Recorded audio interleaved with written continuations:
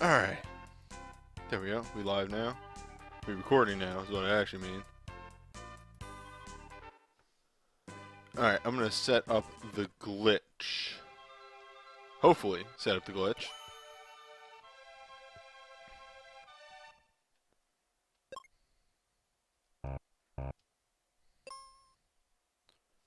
Alright, so there's that. Emulation. Soft reset. If done properly, when I actually do the damn thing.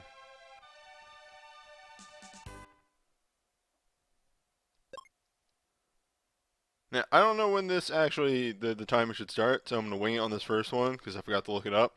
Because I'm a professional. And the next time I'll actually have the right proper timing.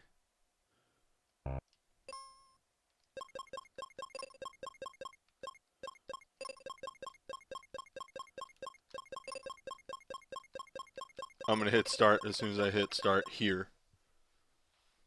And then we're going to go with Fast Ben.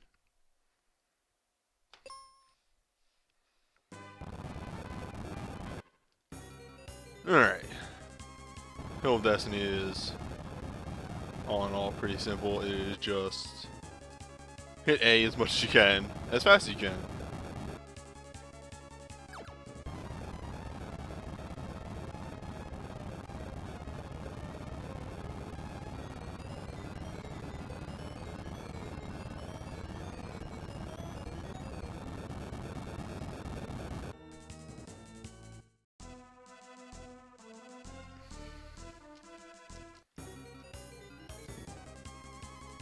Nah. The Gorgon, not even good enough. Or this is Behemoth. Gorgon is the generic enemy. Not even good enough to put on my thing.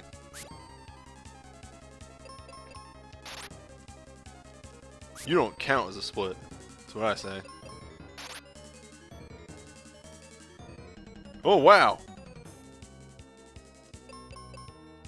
Now, if I were doing like a reel trying to get a record run, I think that's just a reset.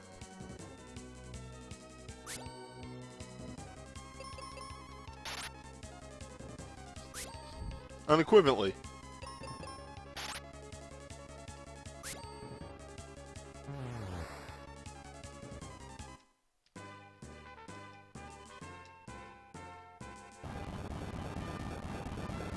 But just to get my splits down and everything, I probably won't be doing any resets on boss deaths. Because whatever, that happens.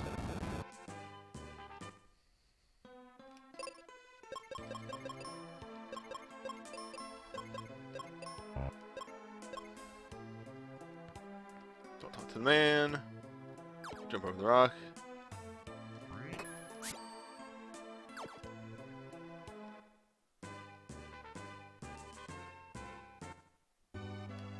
Get Kaylee.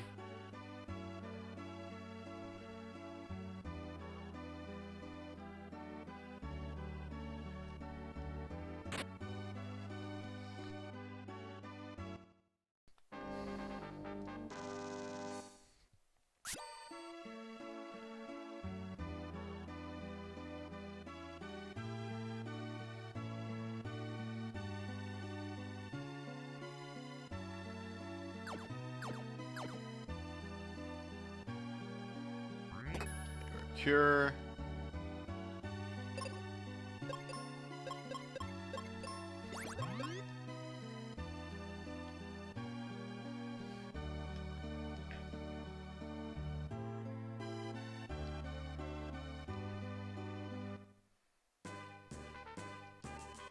Okay. I think all the encounters in here are auto attack and then manual control Kaylee if need be.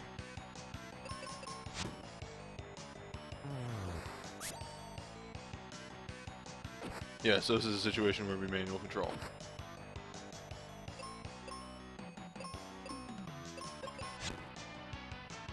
Oh boy, that's not good. No, that's extremely not good. I didn't even check if the glitch worked right, but I think Kaylee insta-killing something. Yeah, the 109 damage is the glitch is working correctly damage. But I will check that real quick. Okay, glitch is working correctly.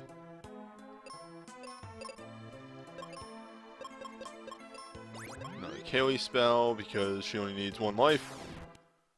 One life to live.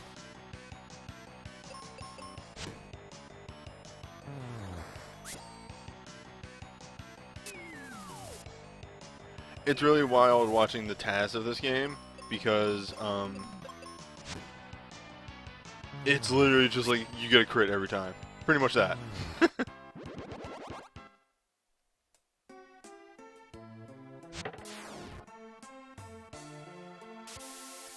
In hindsight, using all those lives on Kaylee means that I need to hit with this first life or I'm screwed?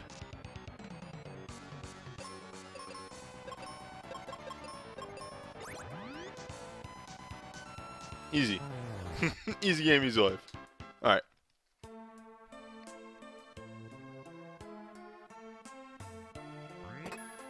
I think I should make the split as soon as it cuts back to the main game. I'll remember that for future.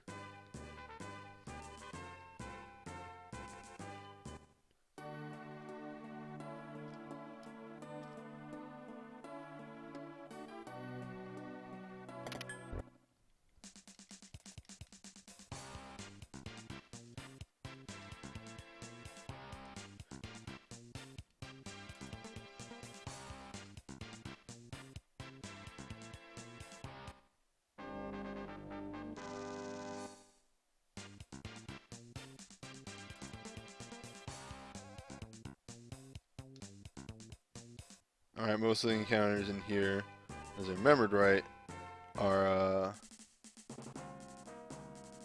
attack and leave Tristan on auto.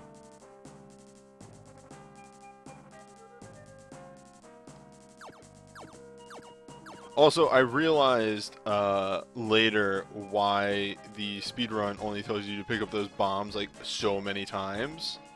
Like, only so many times. And it's because it's literally trying to calculate how many times you're going to need to use bombs over the course of the entire thing. And just trying to squeak by. Which I will probably pick up more because I'm a coward.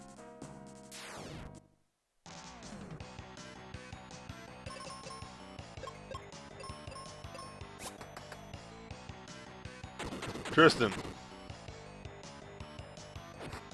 How dare you?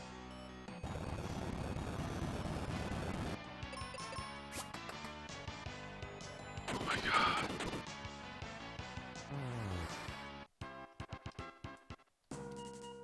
Everything is suffering.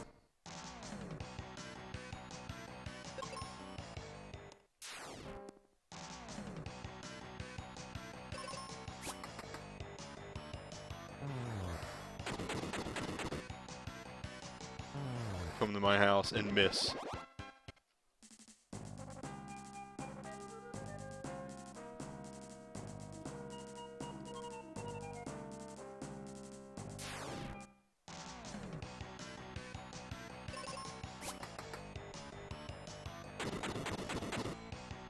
The real tricky part is going to be, am I going to remember how to fight the bosses?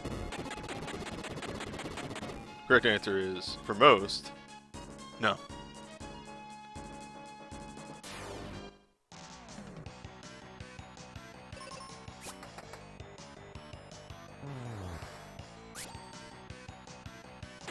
That's a spicy move there. Zombie Gorgon. That is your name. Yep. No, we're doing the full run today.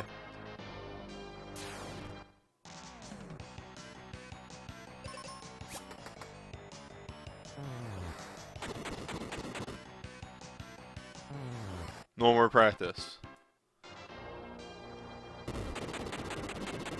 And then, you know, I'll probably take, I don't want to say like a week or two off. Maybe I'll do runs a couple weeks in a row, but oh fuck. Wait. Oh piss. Oh piss. Piss fuck. Okay. I completely forgot what this formation was.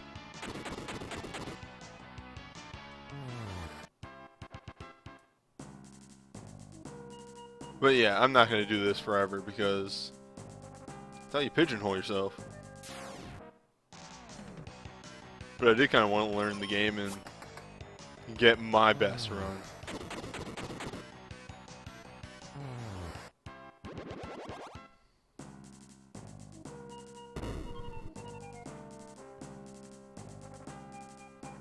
Okay, the initial setup of the move. Grabbing those seeds.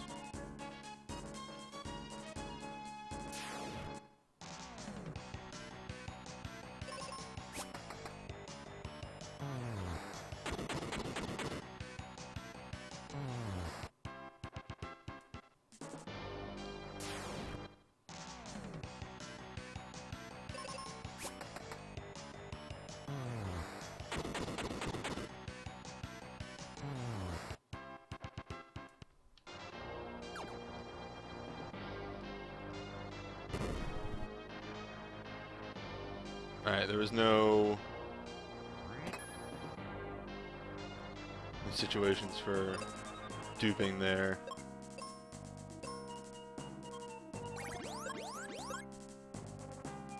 Let the dupe on this boy. Perfect, because this is a fight formation where you'd want to dupe. So that was one.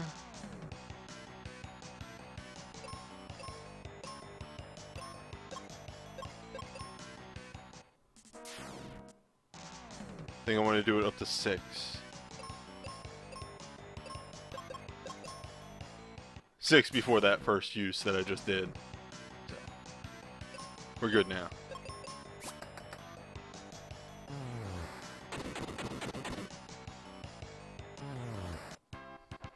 I grabbed Quake, right? Okay. My mind sucks. Holy crap, my brain sucks.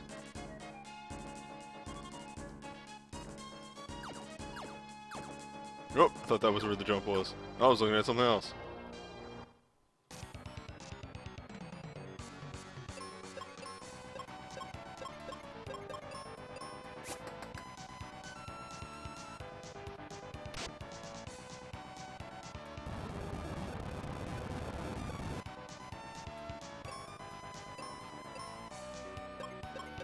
I think Cure actually does more damage now that I'm thinking about it. If I'm remembering that right. I am remembering that right.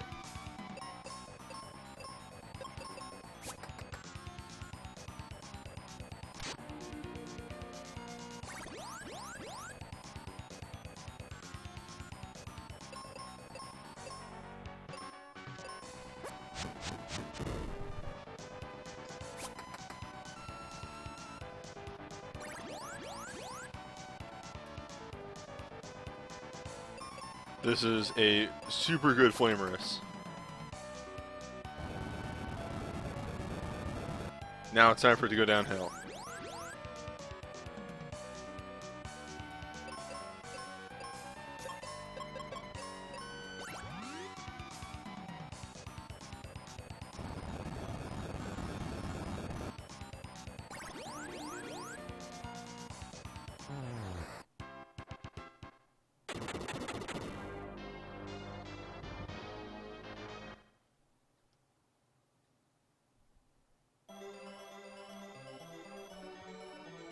Oh, yes, that is Earth Crystal split.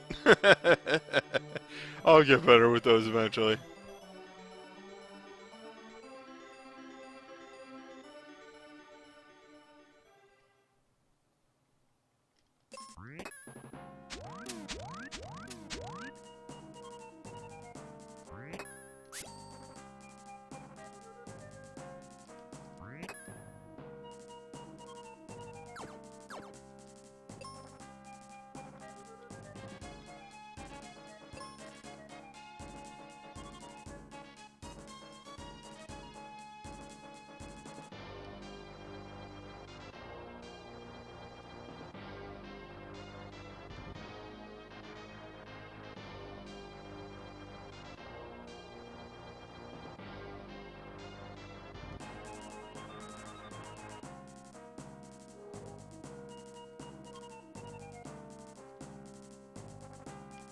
Gotta remember to pick up the shield on the way out, since it gives speed, I think?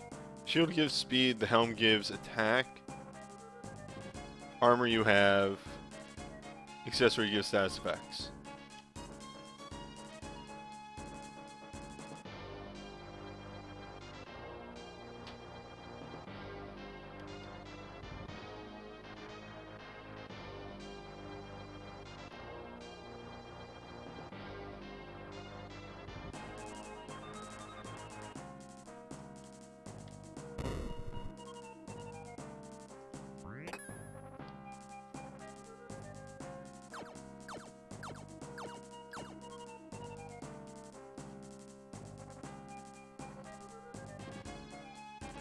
Now we open that.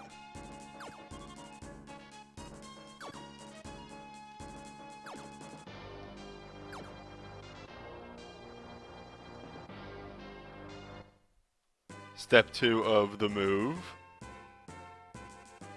Hey, LT. This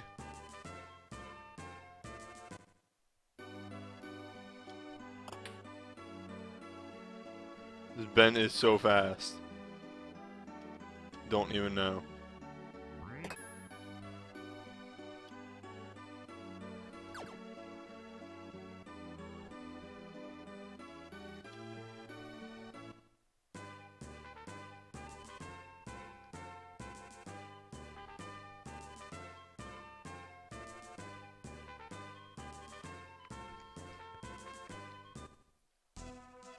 Okay, up here, secret passage, right there. Ignore the old man, keep going. Grab bombs.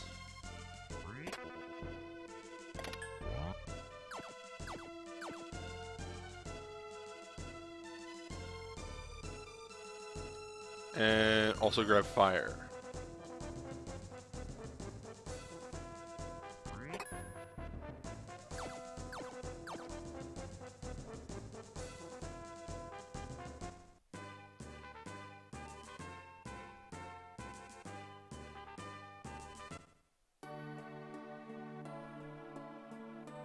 Chest. Darth Phoebes.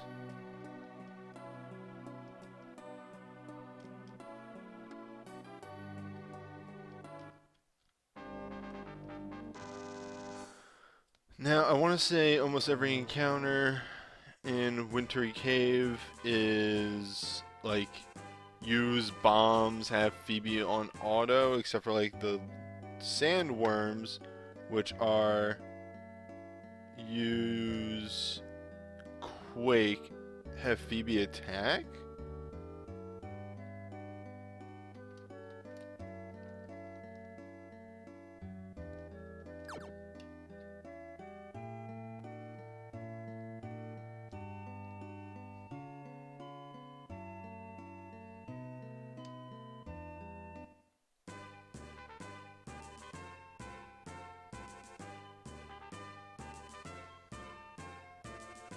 Yeah, alright. Sorry, I was just checking. I was right.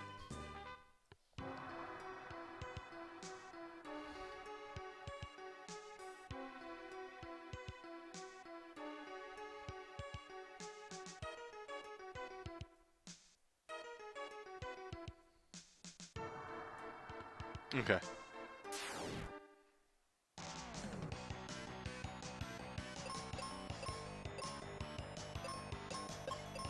It's a slower weapon. Make sure we go second.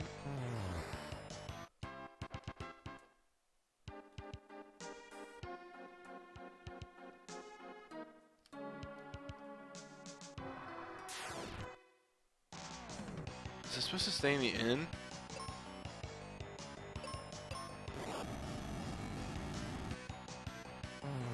Ah, piss. I was maybe supposed to stay in the inn.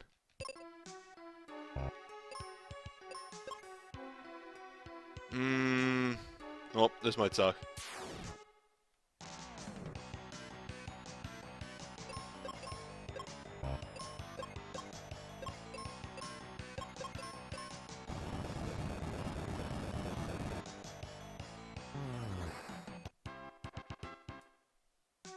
We'll find out pretty soon if this is gonna suck. And how bad it sucks.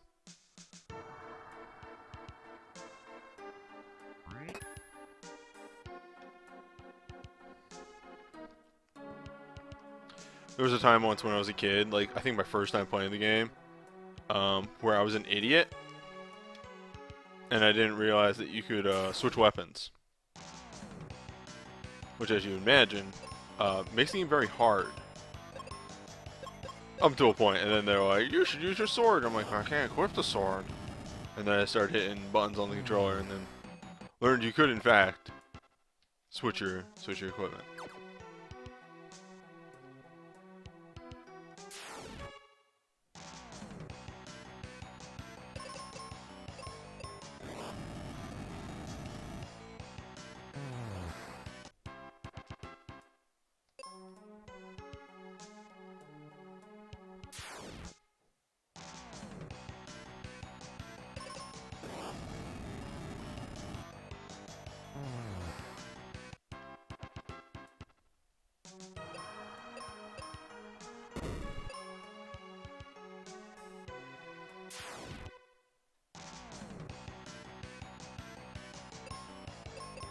Yeah, kids are dumb. They're real bad at video games.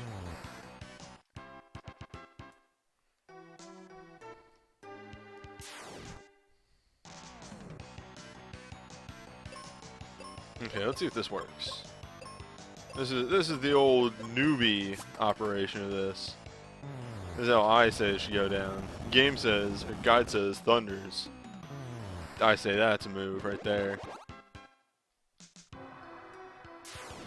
Centaurs are thunder all with VB, attack with bombs.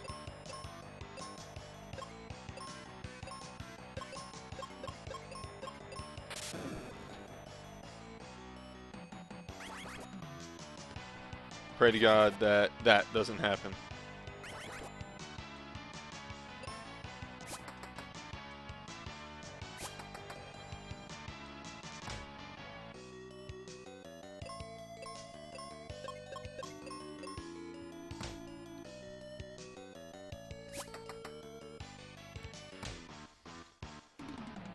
Apparently a lot of this speedrun is actually just optimizing the early parts of the game, because once you hit flare, the game is solved.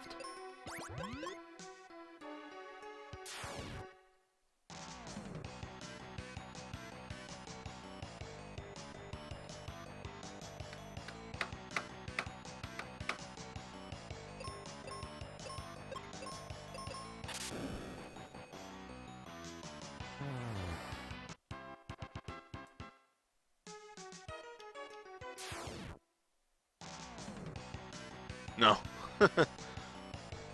So much of the last part of the game is just like, actually, it's just the main character casts flare, the other character casts some other spell, you have infinite seeds, go to town.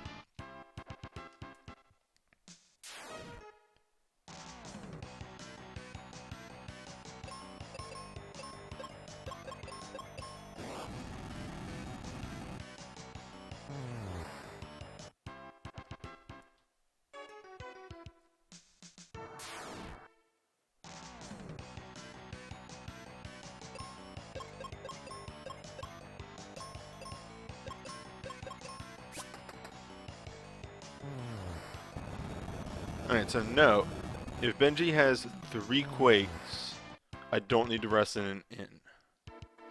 I can actually make it. Oh no, there goes my voice. Alright, I've recovered.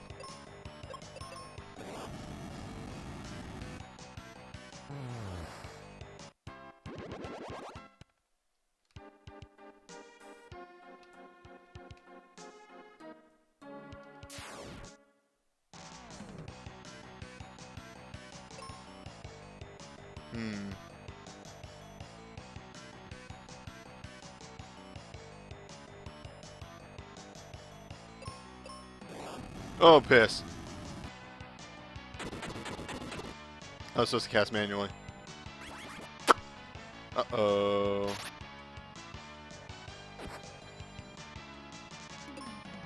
Uh-oh.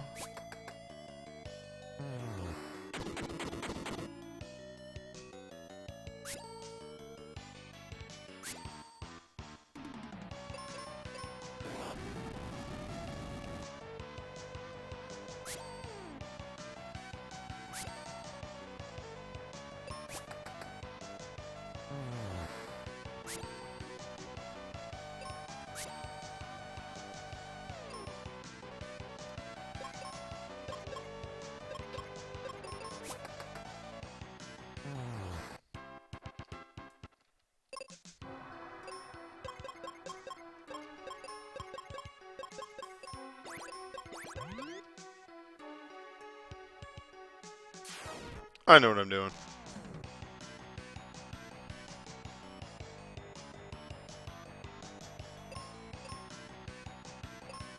And that's why we grab extra bombs. Because I'm bad at video games.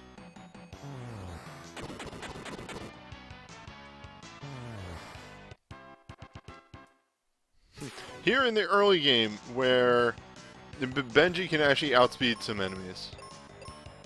He isn't perpetually the slowest fucking thing.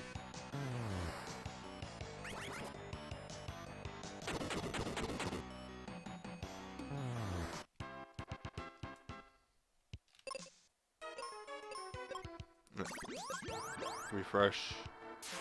Phoebe, I think this is lightning.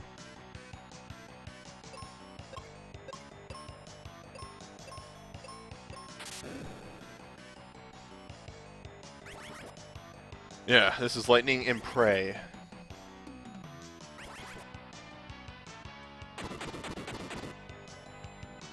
To be expected. Mm-hmm.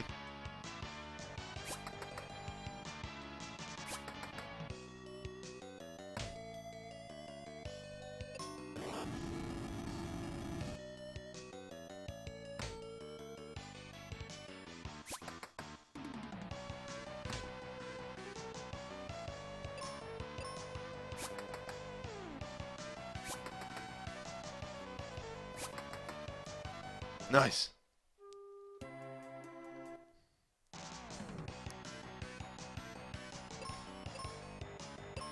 Yeah, and that's why I say that the early game of this speedrun seems to be the roughest.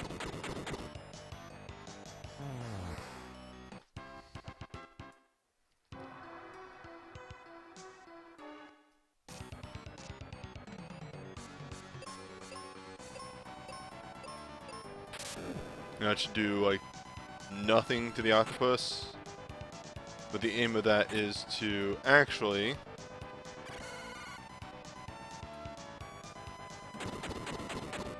kill all the ads.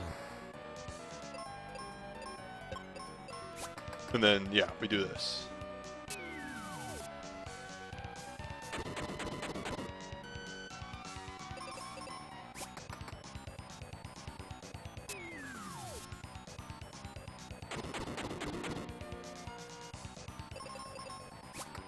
The funny thing is, if Benji dies, that's no skin off my back.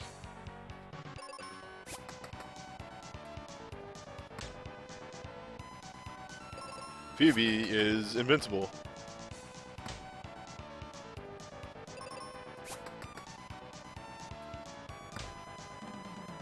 Alright, maybe less so.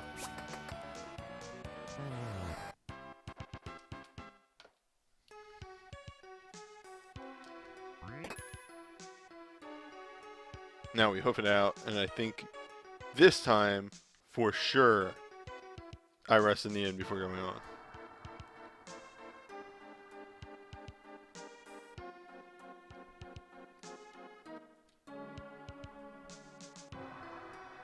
Yeah, the centaurs have extremely good reaction. All the sprites in this game are fantastic.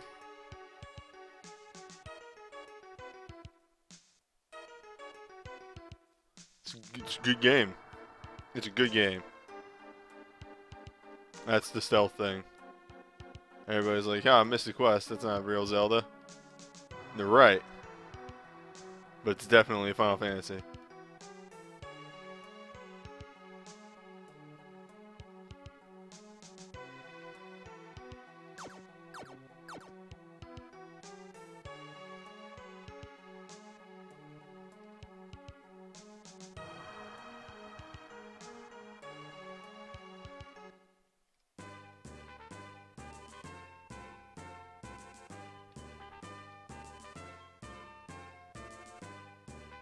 Well, no, in fact, Mystic Quest is not actually a Sonic. Hard to believe, I know. But true facts.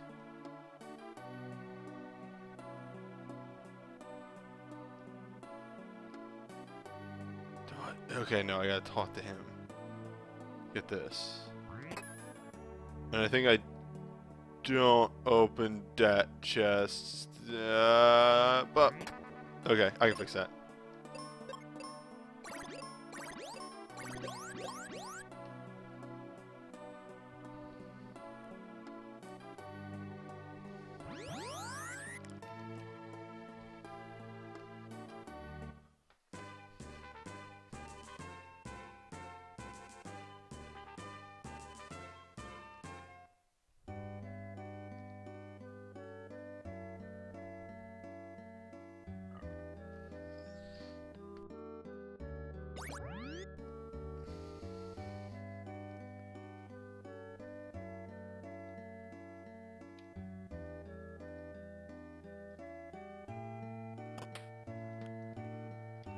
Alright, it's time for a pyramid in a moment.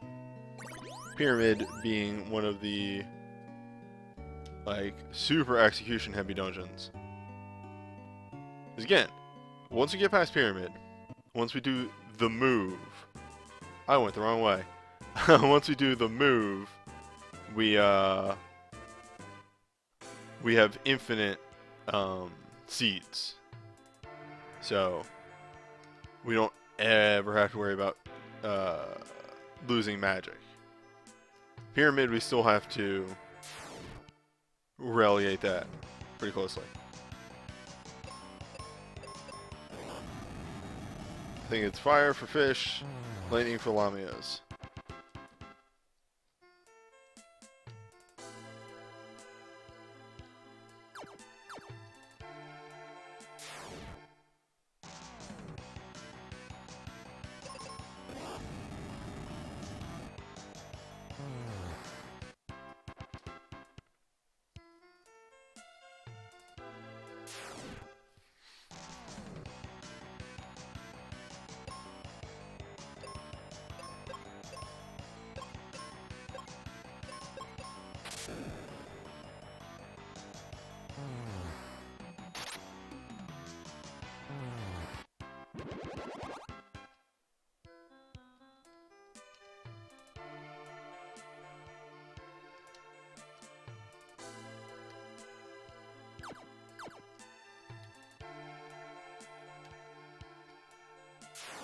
The real question is, am I going to get this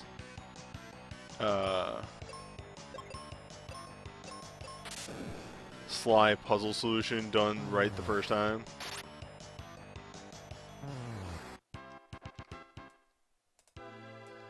I should be using bombs more. See, the reason that you use bombs for a lot of stuff is because bombs can't miss.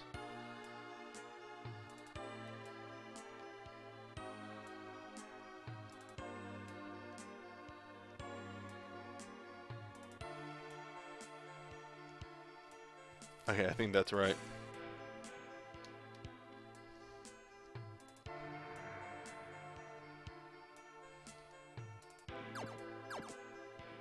Yes.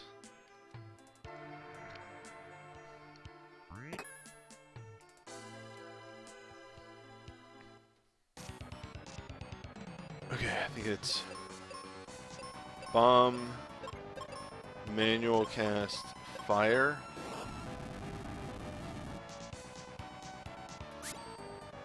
Hope, pray to God that Benji doesn't die. Alright, and then I think it is bomb, thunder.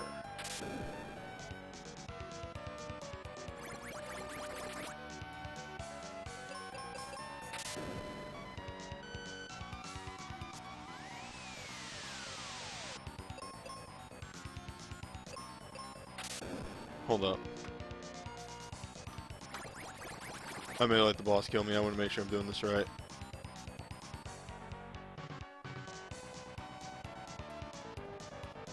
Shame, losing time, but, you know, this happens. Fire all. At the first round, you have... Oh.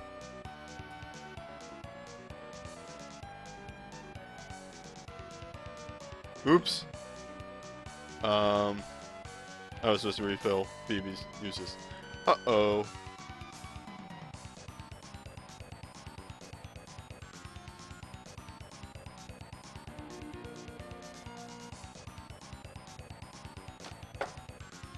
Uh-oh.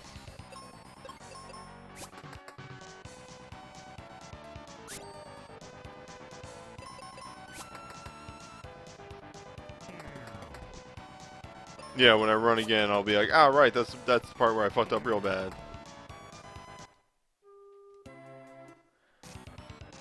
Okay. I can fix this though. He's got a bomb first turn, fire turn 2, and we'll just use the thing on Phoebe after everything else is said and done. Might not live to do it, but we can sure as hell try.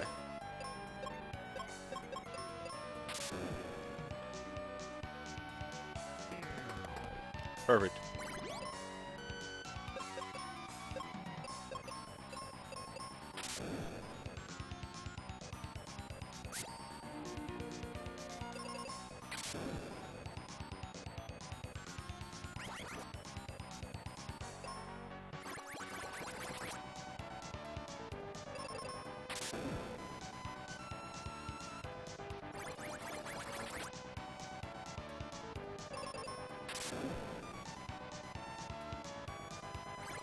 And I'll say it once, I'll say it again. The early part of this game is where it's really rough.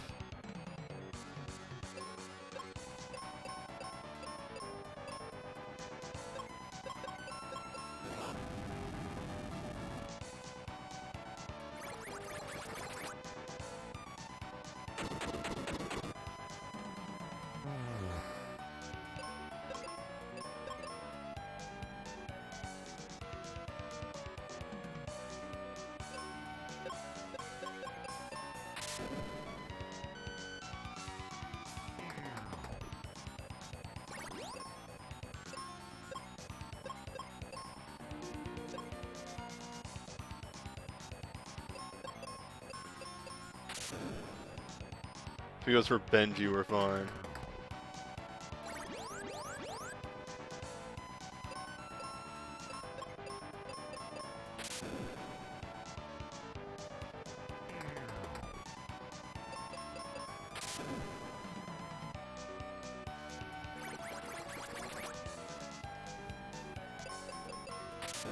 Now, in a normal attempt at this, you'd have Benji auto-attacking. That would make up a bit of the difference, because this should kill.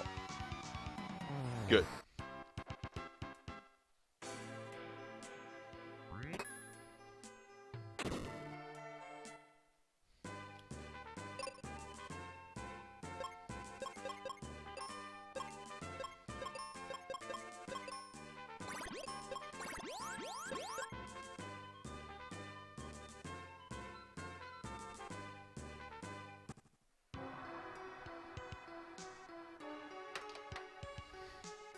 I need to check something real fast. One last thing. Again, this is just a lot of the weird part of this run still.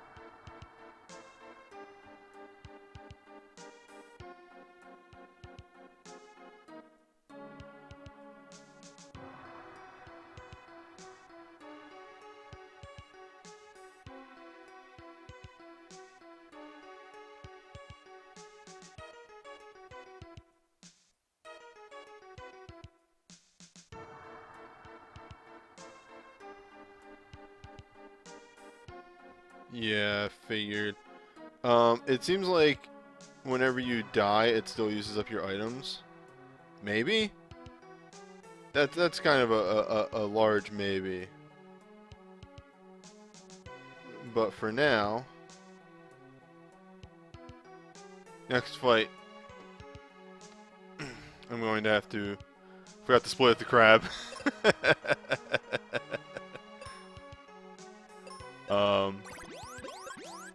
I'm gonna have to... Oh,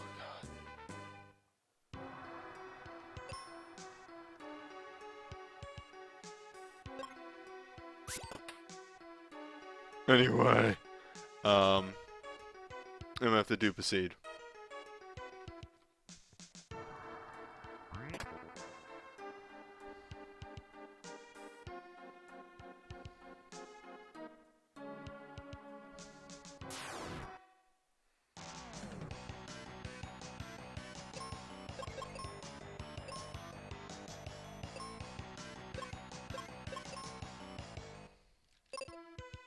Good. Okay.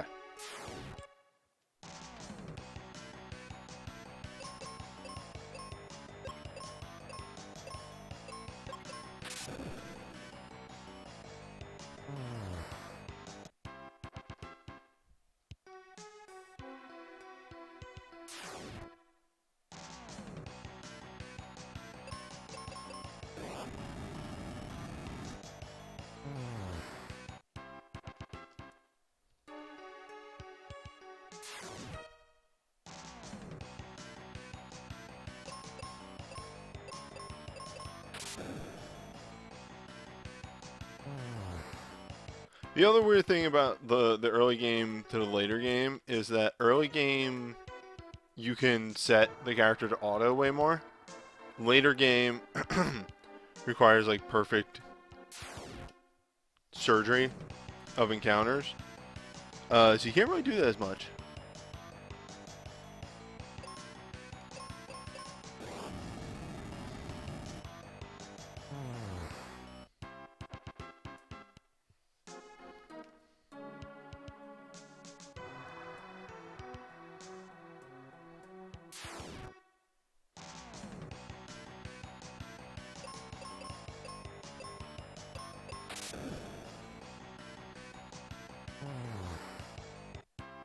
Apparently I can auto those, so that's good to know. 3 mages. What do you do against 3 mages? You don't have a thing for 3 mages here, my dude. Maybe 3 mages is just the worst combination. Maybe we always run from 3 mages. 3 mages in a Lamia. That I can do.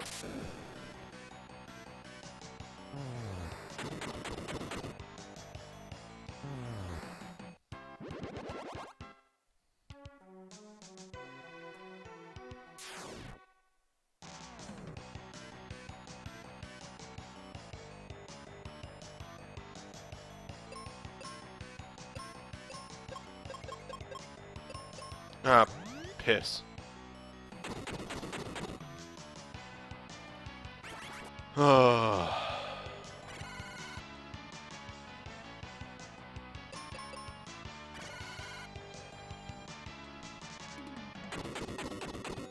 Let me see. I was supposed to life the Sphinx.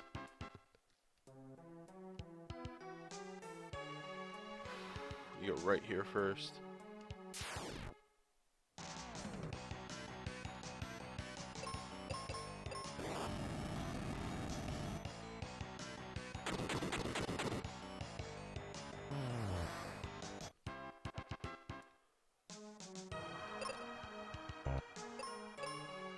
Oh, that was almost bad.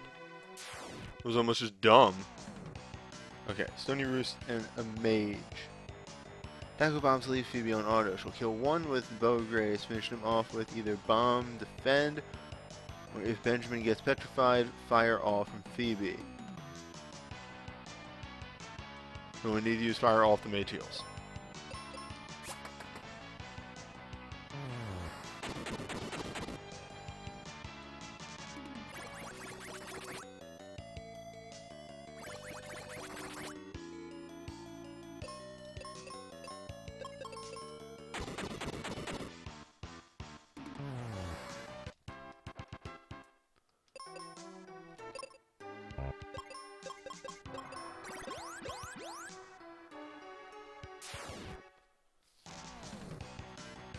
I think 2 gathers, yeah, bomb defend. Very easy.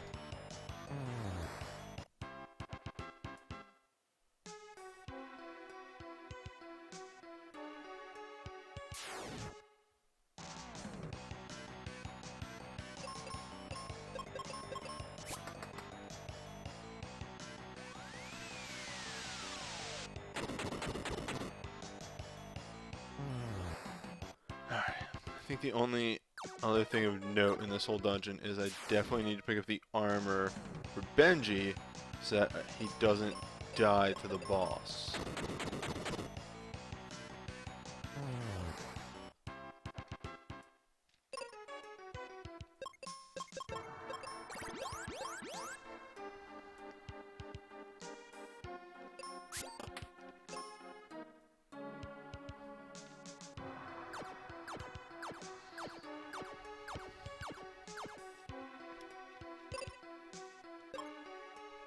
Now we just gotta strut our way all the way back around and go through the gauntlet.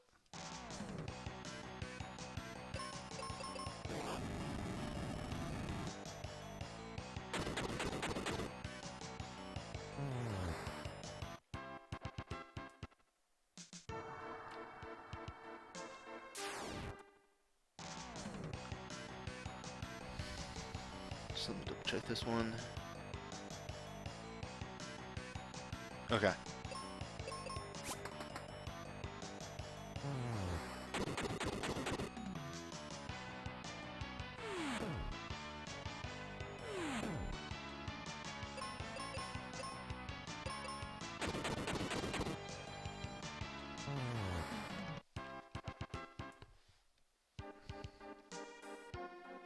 Is this another hag? Oh, it's gatherers. I always want to call them blasters. I know that's wrong. It's not their names. They're gatherers.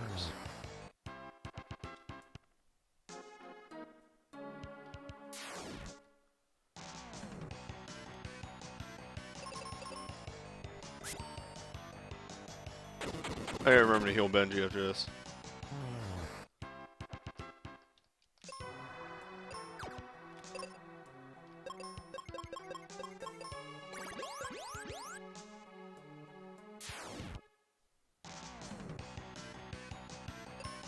Auto on her. Nice and simple. Done, done.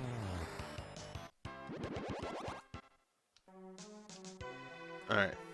And at the end of this room is the Sphinx.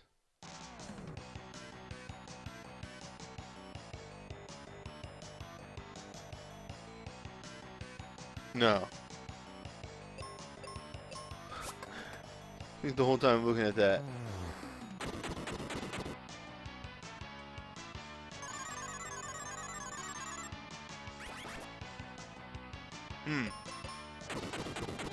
That's the situation.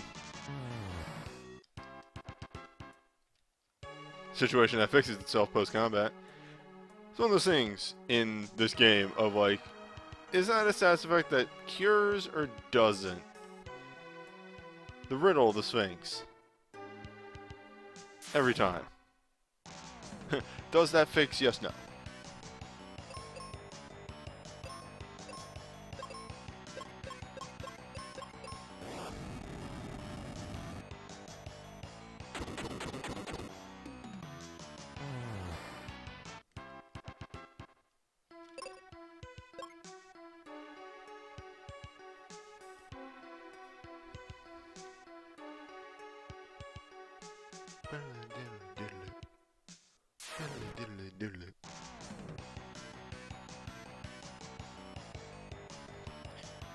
Sphinx, gather. Bombs, cast thunder all manually. Fuck! Why was that single target game? Explain to me why you changed that to single target.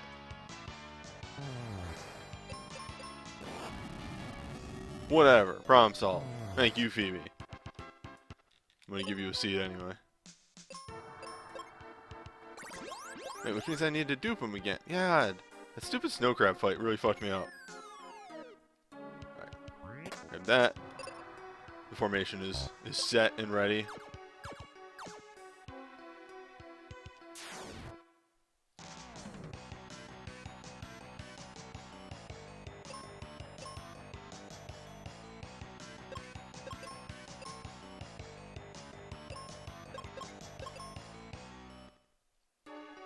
What's this one? Do I want to go this way instead?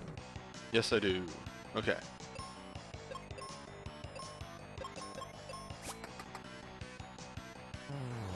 Way easier enemy group to take care of.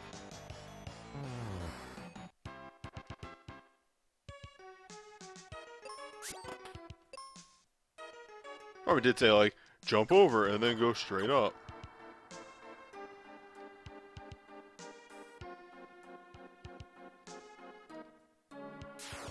I think this is the one I want to fight. This is extremely not the group I want to fight, though. I can live with this.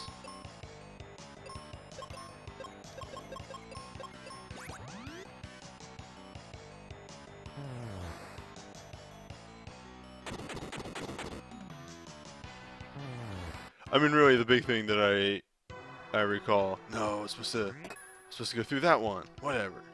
The big thing that I recall, the overarching strategy of this game, is that you need at least 10 jumbo bombs when you finish the ice pyramid. And that is for the battlefield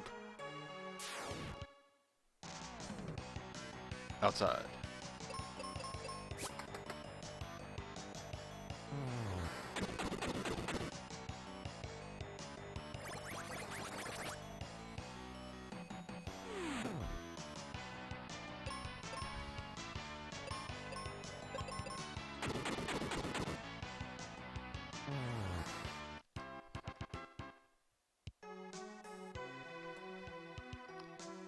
Do this nice and careful. Eventually we have to deal with the gatherer over here, which should be an easy fight, as predicted. Easy game, easy fight. Uh-oh, that's different. It shouldn't be happening.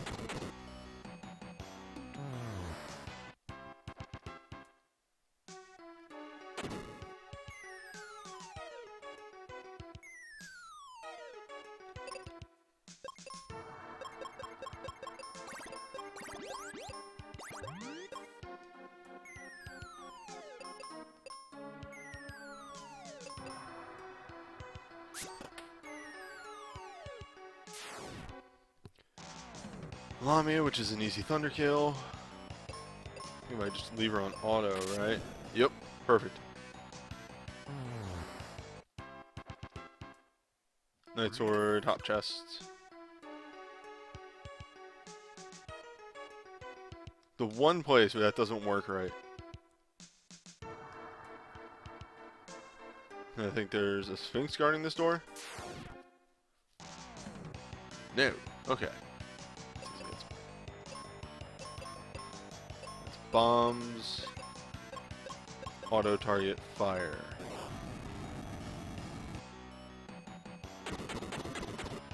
Piss. It was auto target lightning.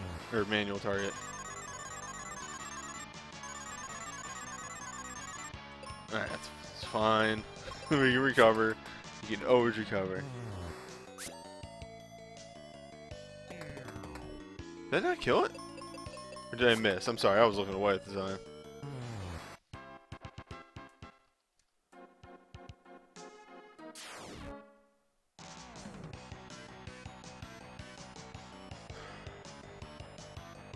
Tahoe bombs, manual thunder. Right, and this was the one that I fucked up last time because you need an auto manual, or you need an auto AoE, or fuck, whatever. Words are a mystery.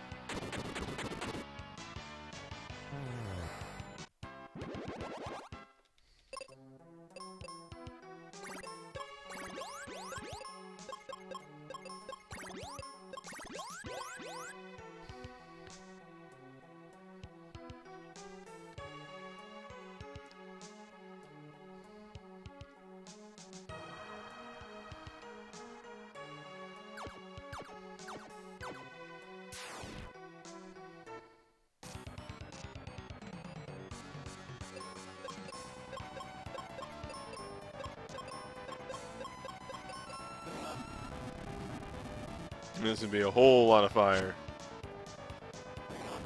Whole lot of fire, a whole lot of healing Benji.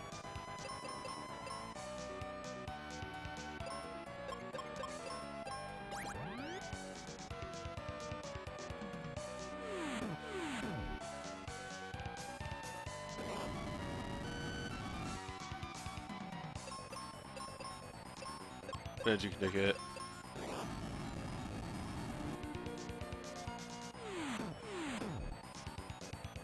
Benji's a strong boy.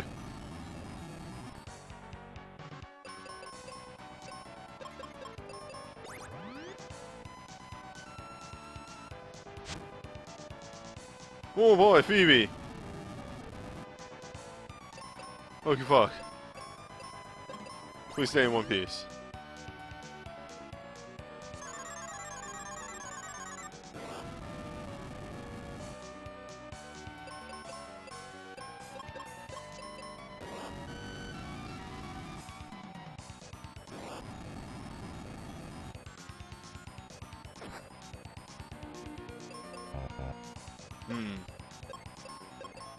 It's Benji's time to heal.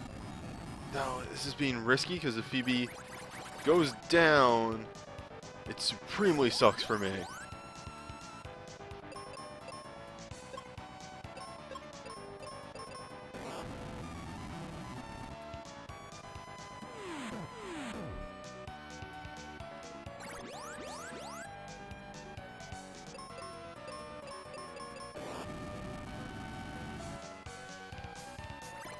That should be good.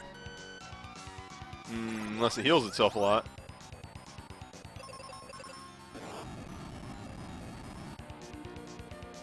Getting ready to split. I'm gonna do it right this time.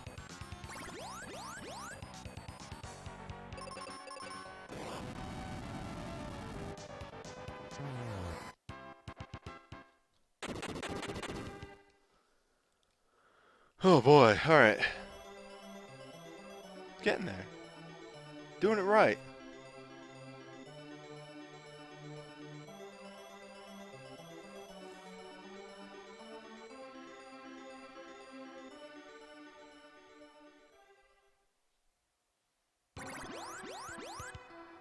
So now the real fucked up thing is I gotta remember how to do this right. You go down here, right? Okay. 1, 2, down. Perfect. Nailed it. I don't know why you go to right and then fall, but that's what you do.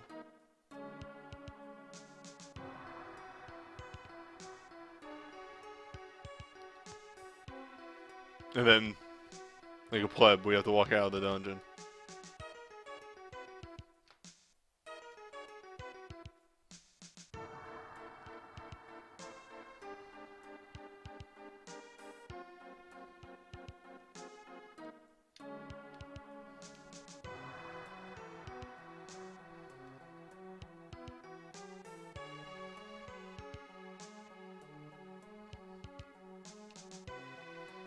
And then we got to see if I remember how to do the move from memory.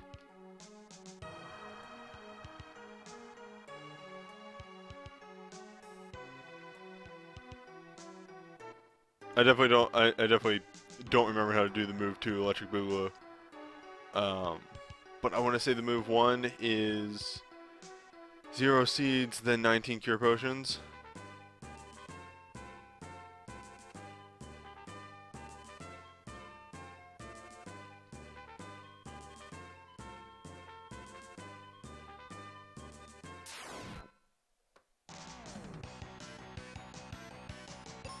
But actually, while we do the battlefield, I'm going to look up the move.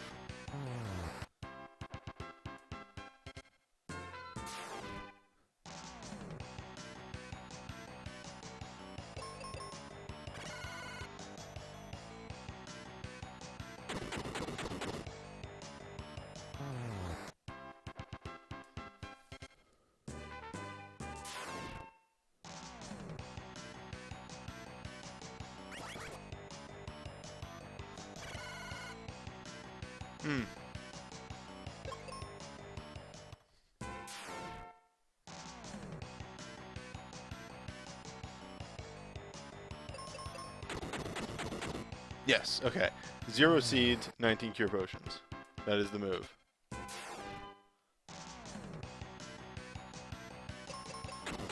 LT, if you are not aware of the move, you are going to be in for a damn thing.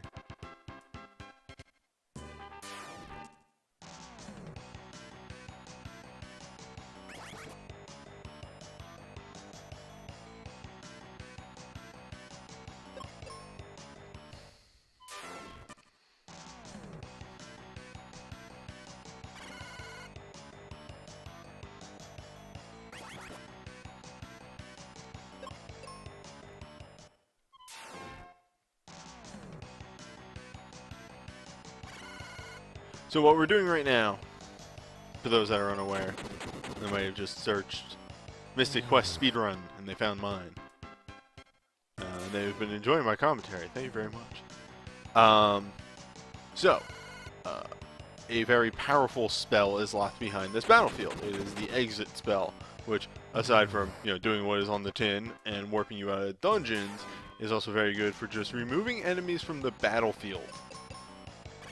And for a good quarter of this run, we utilize exit. Because it's real good to just say no and delete enemies. Unfortunately, because of enemy formations and all that jazz, and because we are a single character, we run from every instance that isn't just a squid.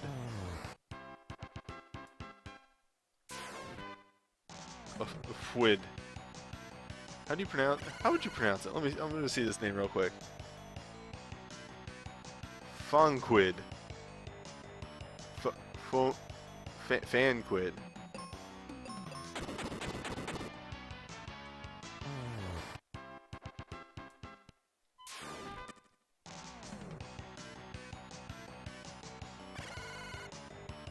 Either way.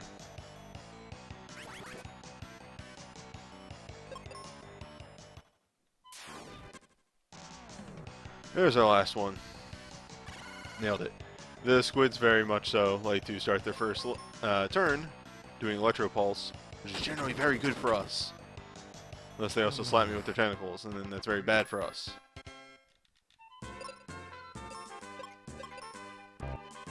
So, you'll note I preemptively removed all of our seeds for various means, such as, using them on bosses and what have you. Keep that in mind.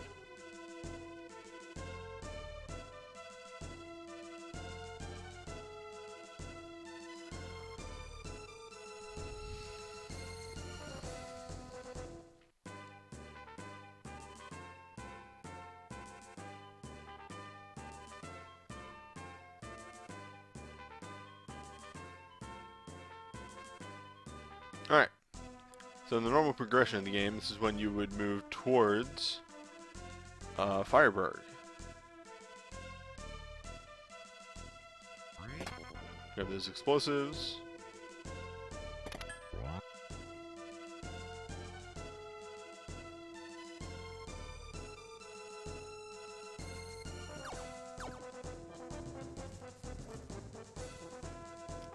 Down there is the Blizzard spell. We never picked that up. As also down there is the Aegis Shield, which we also never pick up. Because the Aegis Shield would require us to go talk to Spencer, which is a damn run. And one I do not intend to make.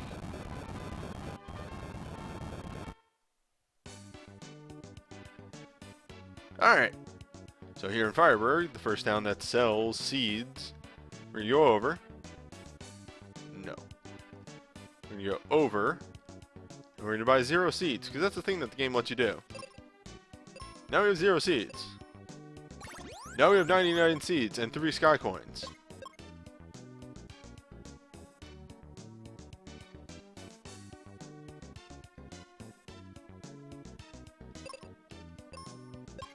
Now we have a Mobius crest, a sky coin, and a sun coin. That is the move.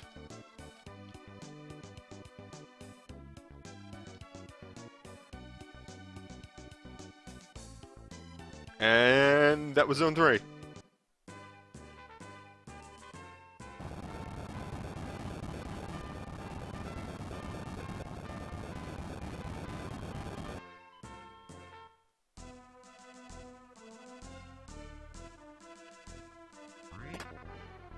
Oh.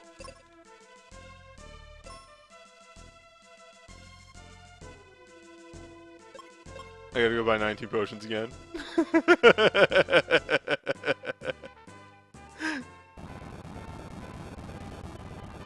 That was the wrong chest.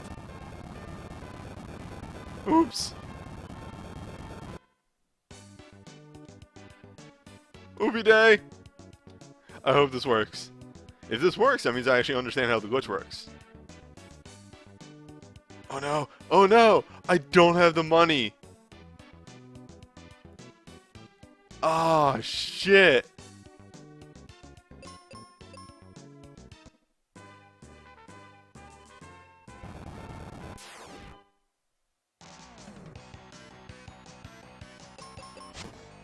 I can fix this.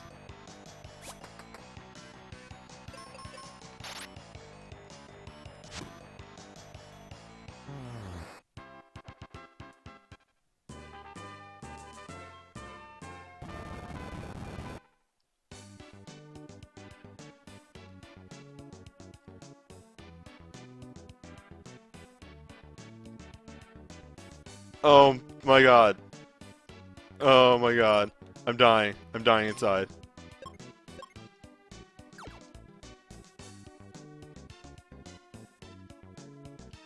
Ah.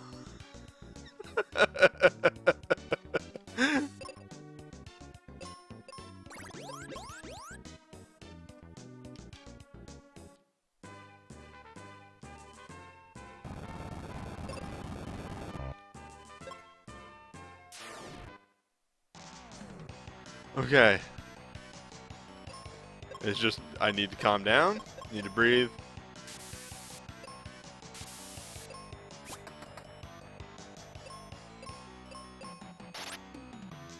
It's all good, newbie. The run isn't completely trashed yet. They give 9 GP. Oh, Lord.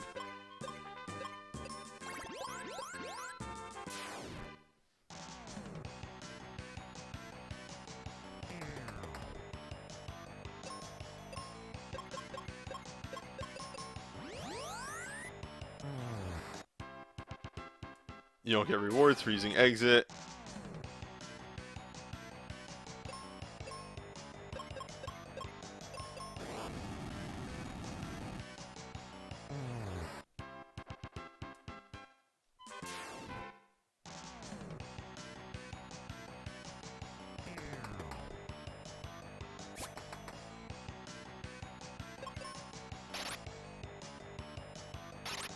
Oh my lord.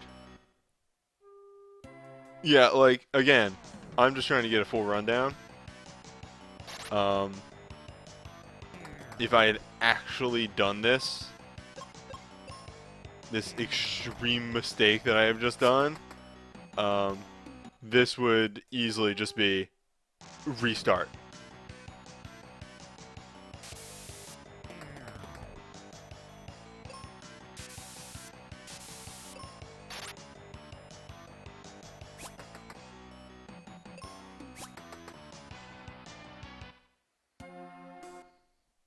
Also, this is an unwinnable situation.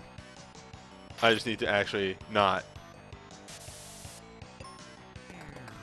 get RNG'd at the beginning.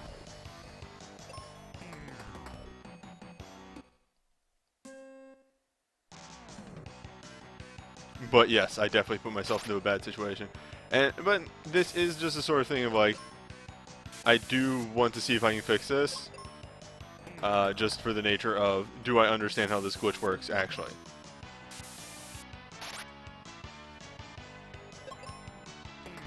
Now, mind you, I'm fairly sure if I was actually picking up stuff like I should have been, at this point, I should have the... Can we fix it? We might be able to. It's a matter of if I actually understand how the glitch works.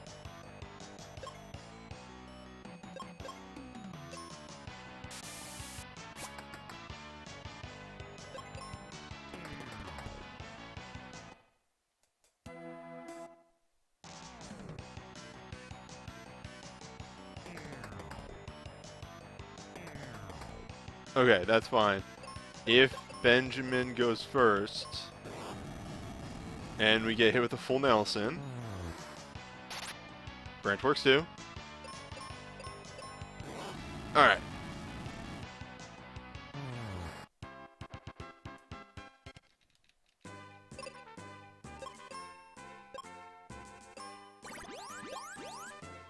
Now, again, like, just emphasize, spell uses are not a problem at this point. I have infinite seeds. Which is why I'm like, I can fix this, maybe.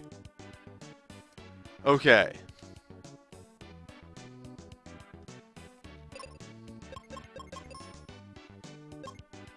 I don't have enough money. Wait. Yeah, I don't have enough money. I need 2 more tree deaths. So, to explain. And this actually gives me time to explain.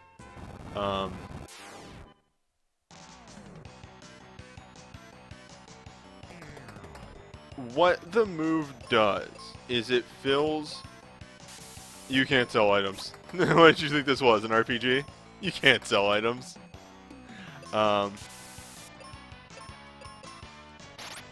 So, what the glitch does is it fills our entire first row with items. Some of which should not be there in the instance of the Sky Medallion. That Sky Medallion doesn't actually exist. Like, I can't open... I don't think I can open the Sky Medallion door right now with that item. Doesn't matter anyway because there's a bunch of event flags you have to trigger anyway to get to the Sky Medallion door. Okay, I have the money now. I'm just worried that this whole shenanigan is going to fuck something else up later, which is very important. But I think I only need 300 gold for that, so I should be fine. Anyway. Here.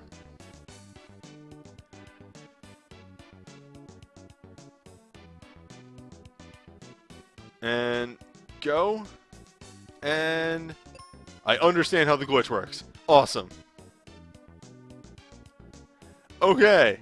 Now we need to be careful. There is one chest I can open. I know which one it is now. Anyway. So, what happens is the entire first row is filled. And we try and put an item into the first row. In this situation, it would be the Cure Potion. The Cure Potion can't fit into any of the first row slots. Because they're all filled. So it tries to go to like an item ID, and the number of Cure Potions that you are trying to put in there is what determines that ID.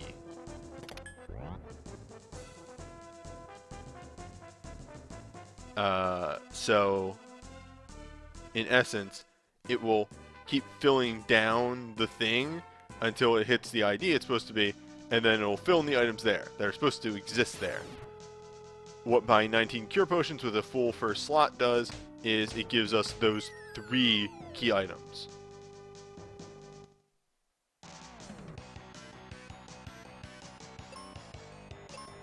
Which the main reason we do that is in order to get the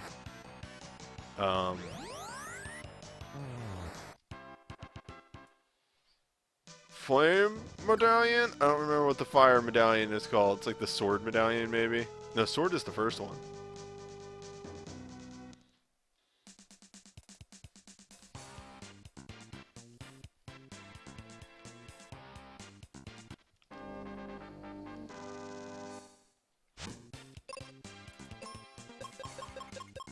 Sun Coin. There we go. It gives us the Sun Coin, which is the most important thing.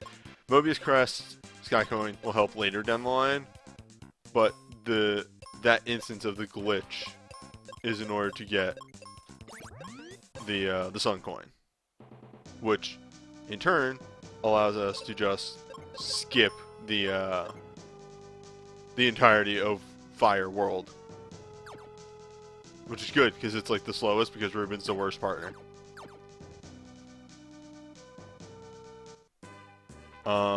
If we could, we would also skip Wind World, I guess you would call it. Unfortunately, we can't. We can't skip Wind because, as stated before, there are event flags in Wind that you require beating Wind in order to get through.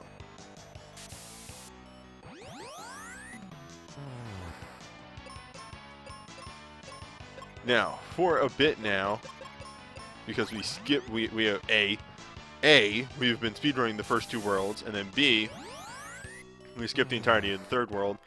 Benji is going to be massively underleveled.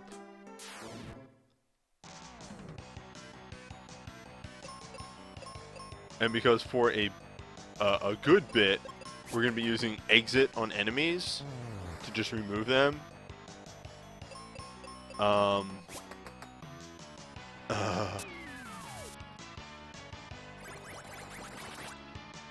We're not going to be getting any experience.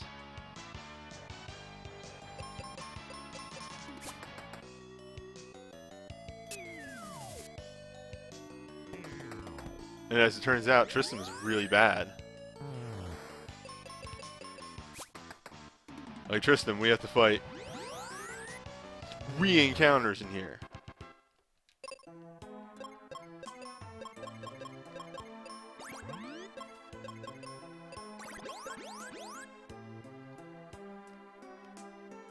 Yeah, I think my end time is going to be somewhere around 3 hours.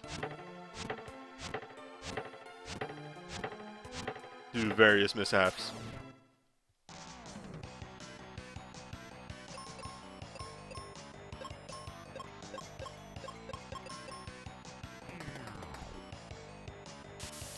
Luckily, the one thing that Tristan is a sack of goddamn HP.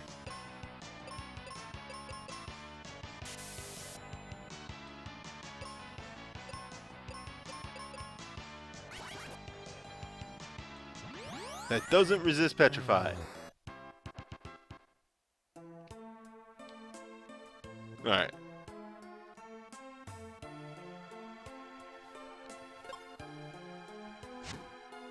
But as we're going, this is going to get easier over here. On the way back, I think is when we stop and get Arrow for Benji. I don't think we do that with Kaylee. I think we do that with Tristan. I don't know why we do it with Tristan. I don't know what would make me think that.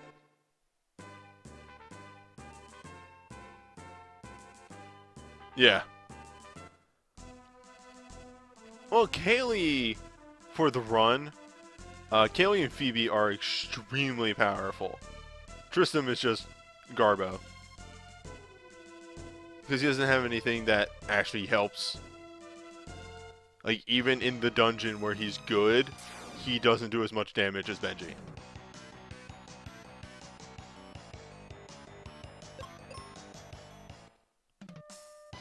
We do this with Kaylee, and I just remembered why. And it's because you need to delete the Chimera with Kaylee. Pick up some more bombs. So we'll need those for a bit. Yeah, pretty much Kaylee is really good in the speedrun until you get Flare, and then Benji passes her. And the only reason that Benji would ever pass Kaylee or anybody with Flare is because you have infinite seeds. That's it. That's really the only reason. If you didn't have infinite seeds, then even with Flare, it's like, alright, well, he's good for like 4 fights, and then he's done. Because he doesn't have spell uses.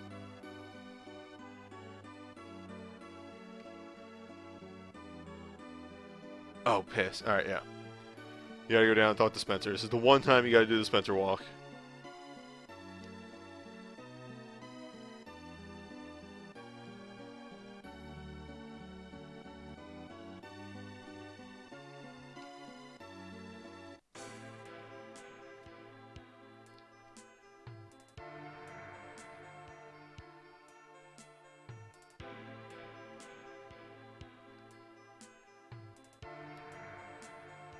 A lot of this run is optimizing that early game.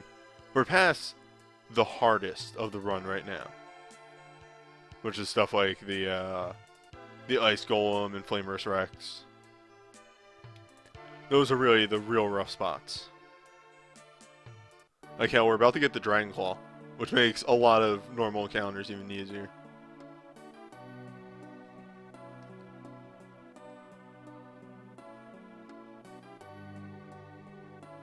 For Record Keeper, the changes that they've made to 4-star abilities are on the whole better. Almost every ability deals more damage.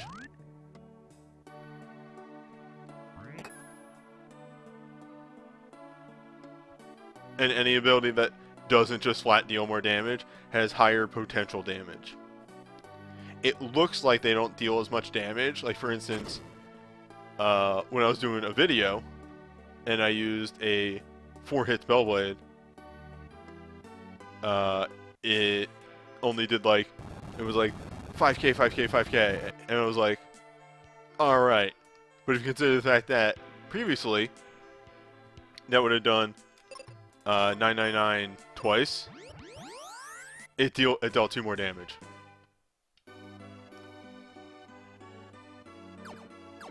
Like, even in that, if you hit at least 5k on each hit, you dealt 2 more damage.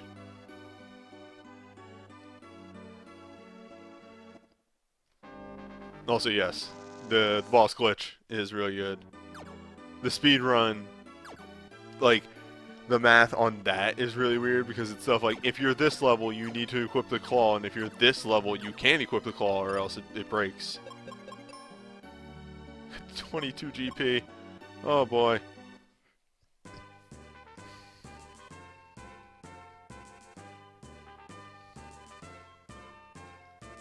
So, if I get to this next town and I don't have 300 gold, I have supremely fucked up. Like, I have really, really fucked up with that fuck up on the move.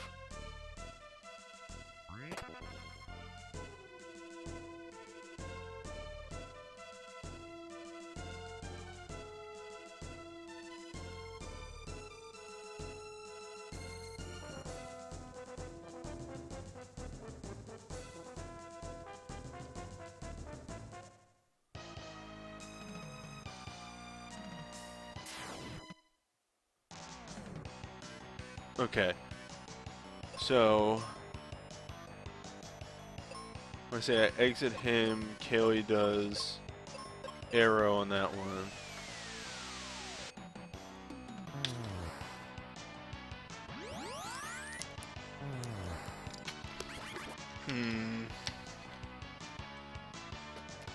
This is actually the worst situation.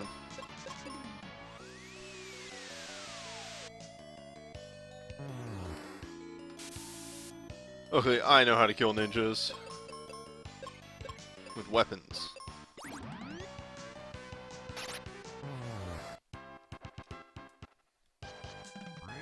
There we go. Now I'm strong. Yeah, I don't know why, like, you're getting those exact numbers. But, like, I can tell you, like, the straight up numbers for the Record Keeper stuff. They, every ability does more damage. Like, they did not nerf anything.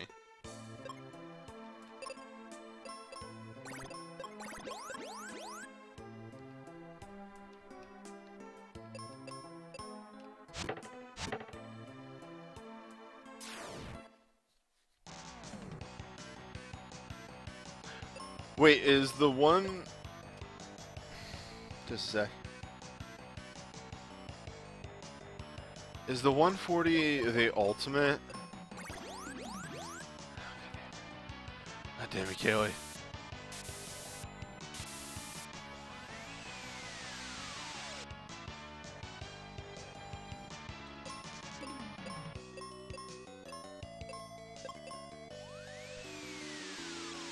If the 140 in Record Keeper is the ultimate, then the reason that you might not have been doing as much damage is because that boss gets really high defenses at certain parts of that fight. That's the gimmick.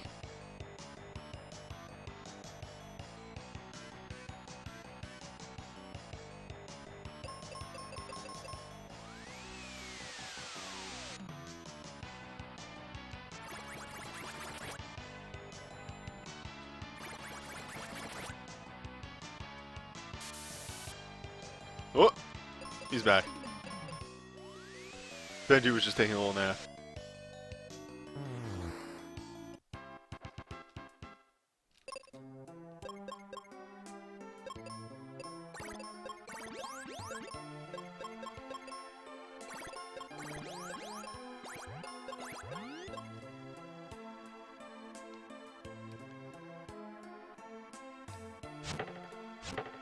Alright. Gotta make our way back to the tree, then we gotta do tree dungeon, which is gonna be a whole lot of fights. This is where the dungeons start becoming a whole lot of actually, I take it back. It's not where the dungeons become a whole lot of fights. This is just the tree. The tree, which is just a butt ton of fights. And,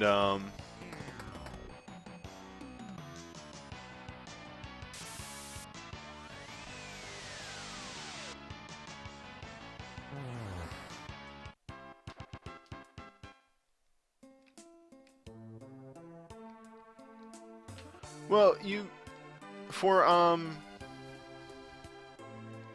and really, there's not going to be a lot going on in this dungeon, so I'm just going to go on Record Keeper talk for a little bit. You're better off making, like, an A-team than trying to use realm-specific characters in every dungeon. Like, don't go into a 9 dungeon only using 9 characters, because you won't get as much damage as, say, other characters. If I were to use, what's their face, jumping around a bunch of different phrasings for one character, excuse me,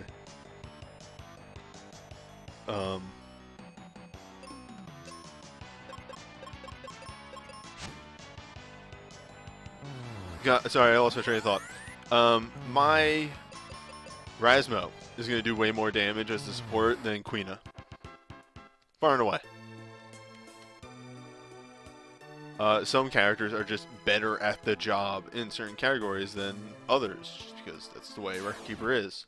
Some characters just aren't as good. It's a shame to say that. I wish everybody was good. But, like, Alphanod's gonna be a better Sage than Tella.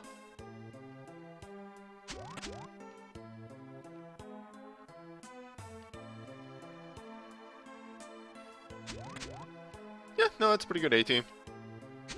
Well, except for that, you don't have a support in there. I think that's your only downfall. Breakdowns, full break, those are extremely powerful moves.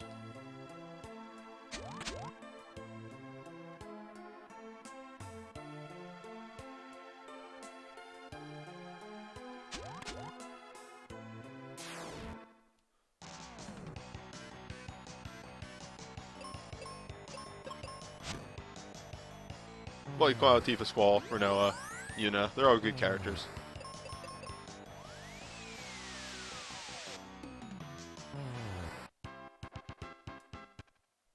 Yep, Rasmo is a very good support.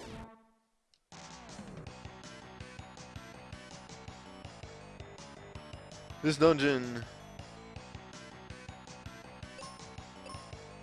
is a bit sketchier on my memory. Because this dungeon was just a blur when I did it. Both for the normal run and for the speedrun practice.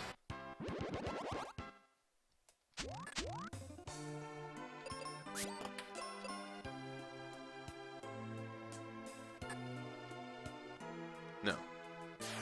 Yes. 2 worms.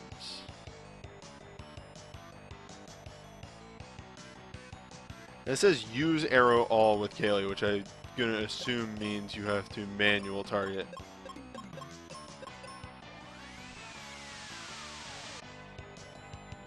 Yeah.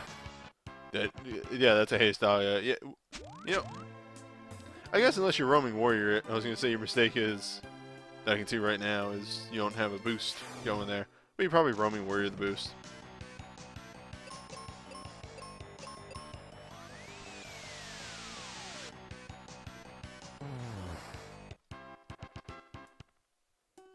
God, Tree is such a bad dungeon.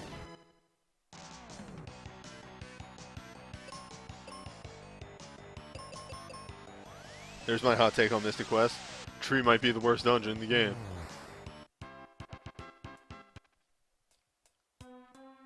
Yeah, but like, what attack boosts do you have? Unless, as I said, you probably roaming warrior your attack boosts. I've been failing to do that thing where I keep my characters healed.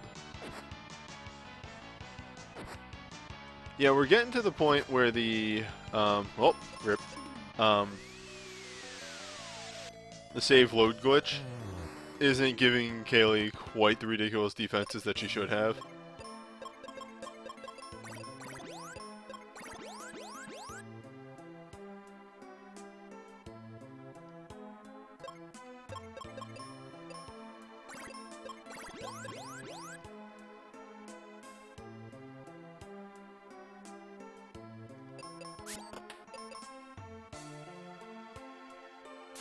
Welcome to Wormtown.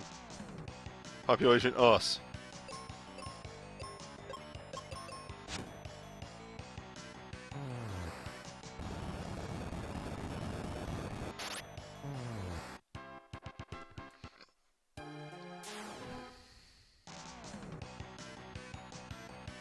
So this right here, this is the bad situation.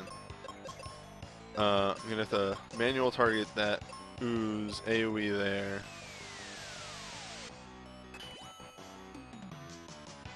Oh.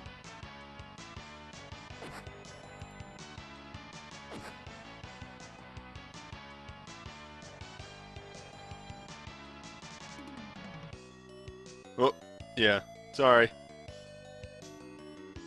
Got a word there that got caught in the filter.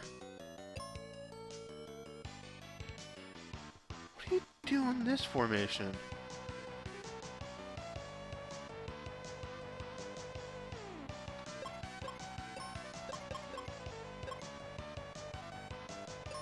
Well, yeah, that's unfortunately a subsection of what is actually not allowed. Which I won't say, but I think you can figure out yourself. Manually attack with Kaylee, trying to kill the use by petrifying it. Ah, okay. Noted game. Now I see how this works.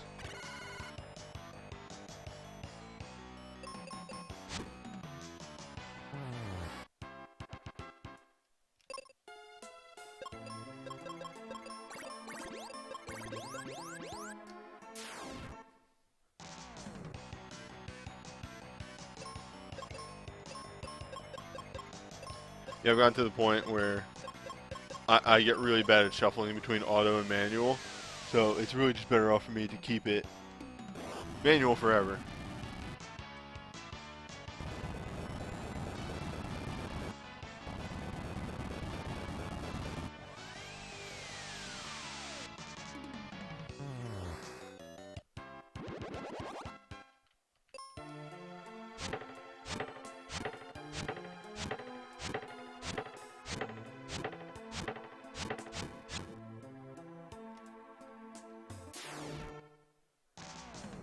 Well, I might be able to help with that. What are you using on Squall?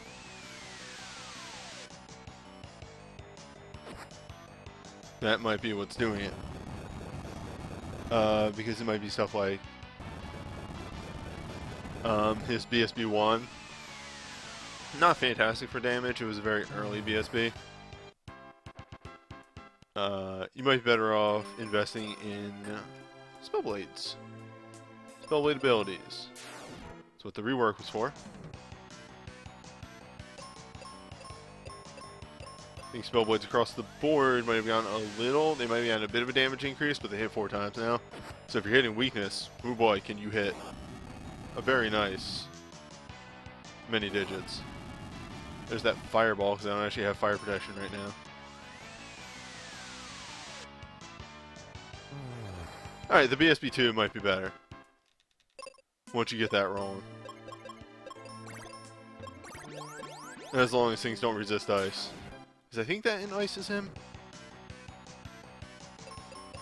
I want to say that sounds about right.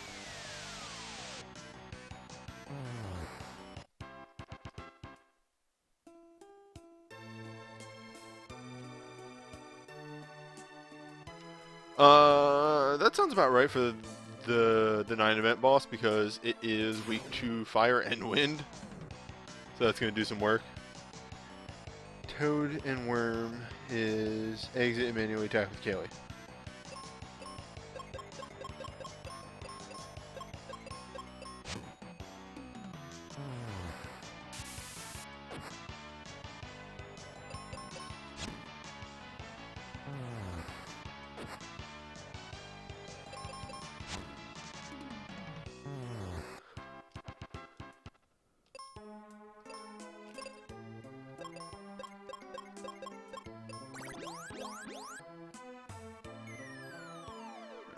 down.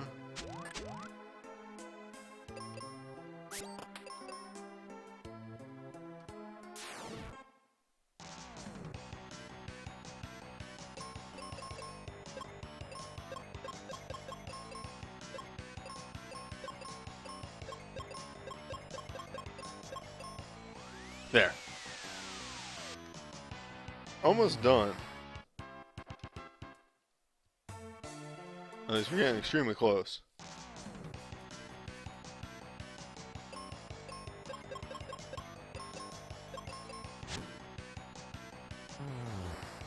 I'm gonna read ahead a little bit.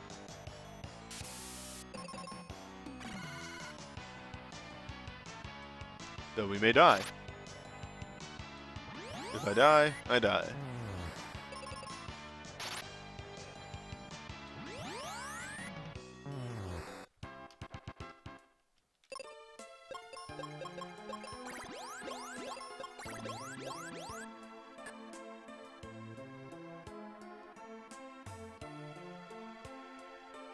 Oh my god, damn it.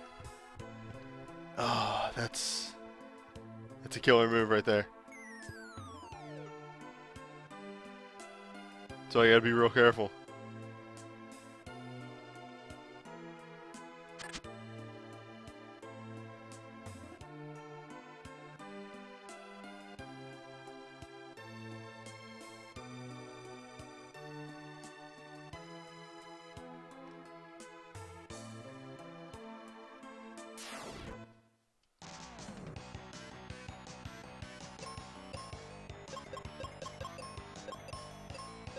Yeah, equipment selection can definitely be a stopping point for a couple things in Market Keeper. There was a good period of time that I pulled on banners just for synergy, not even characters.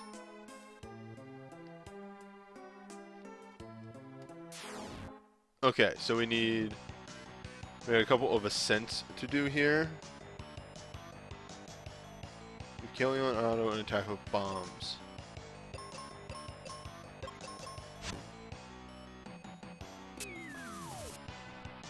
And then the stupid slime room too.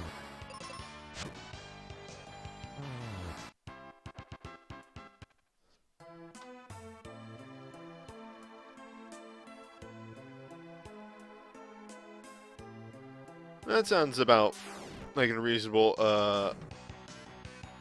attack amount for being out of synergy.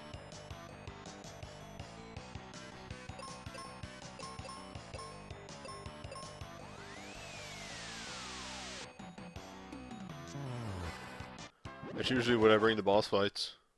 Just, yeah, that and then a 30% boost. I want to go in room 2.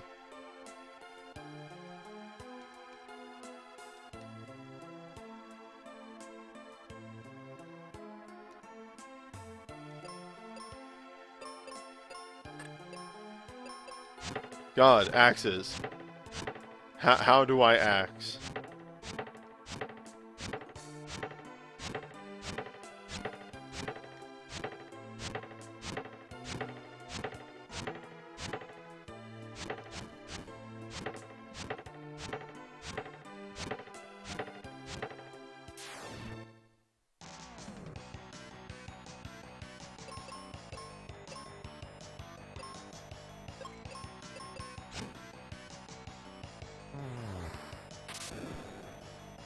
Did you crit?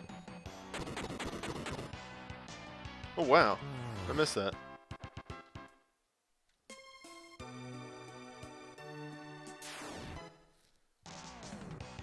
Okay. Ooze Skeleton. Attack with bombs and single target an arrow on the skull. Then either leave Kalia on auto to attack, or attack manually and finish the last ooze with Dragon Claw or bomb.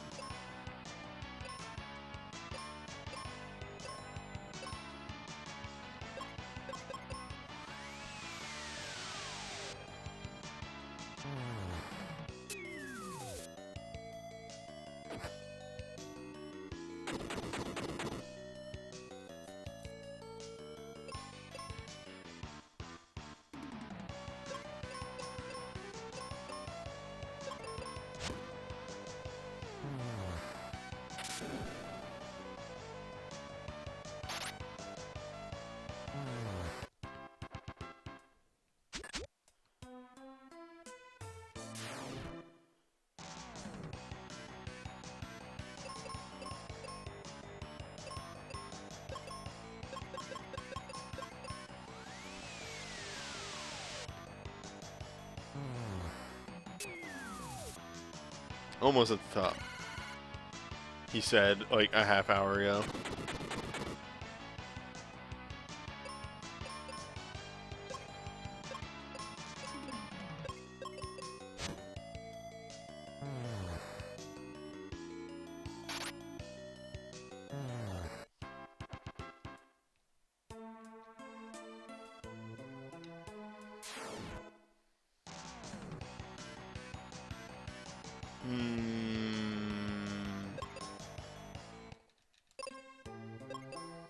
Executive decision. Alright, now fight me. No! This is the worst possible ending.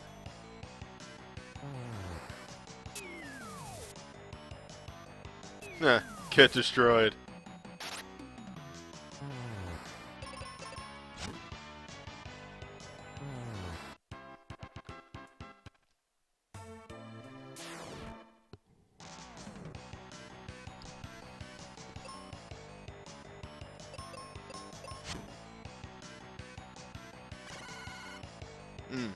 I did this wrong.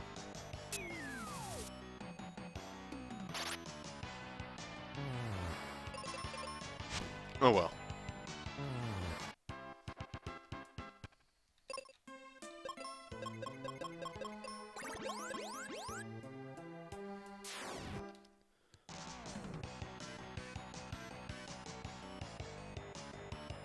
Two skulls is AoE arrow.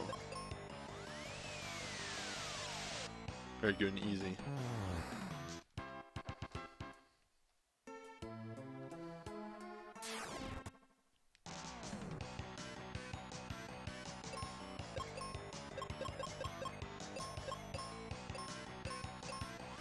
Yeah, but talking on that real quick. What percentile boosts does Squall get? Because I think he gets some ridiculous amount to Spellblade and stuff like that.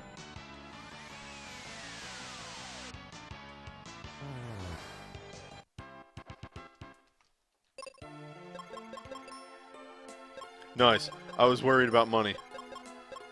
And then I looked at my money. Turns out I'm good. Very good with my money.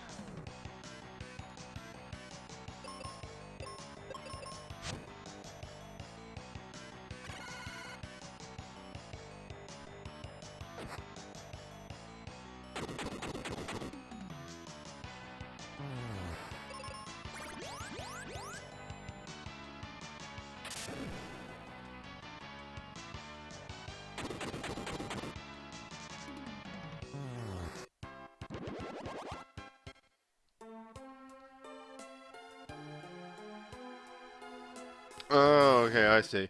You haven't even, like, dived in fully yet. Yeah, that'll do it, too. I should have enough arrows on Kaylee to finish getting through this.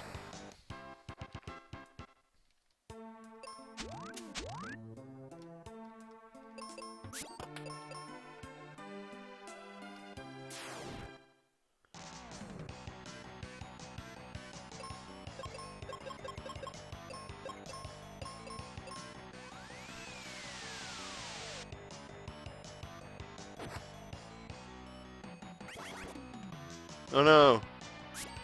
Piss! Frick!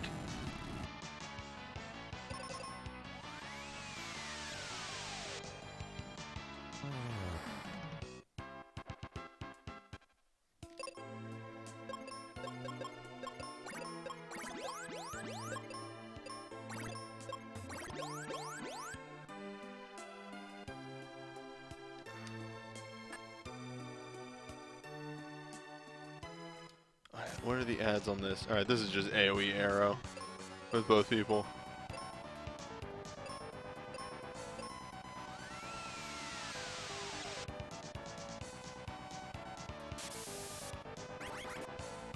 Spooky song! Don't you spook me.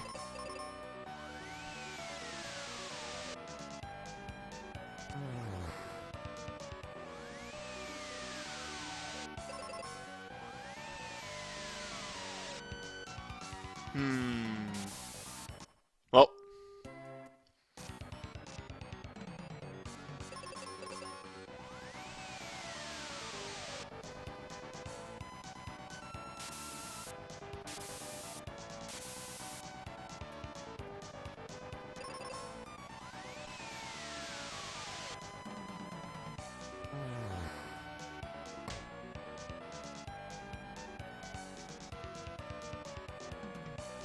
My stream layout shrunk?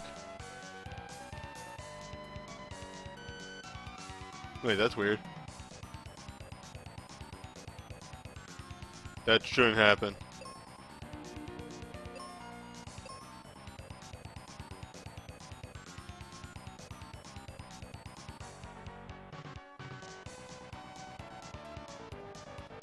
Wait.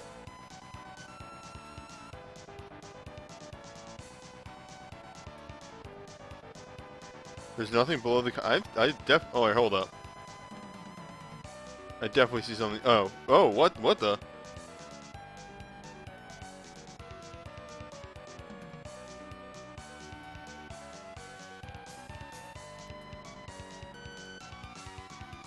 That's weird. Why is that not capturing?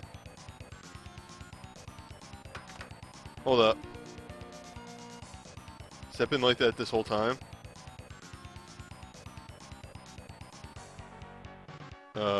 Shit.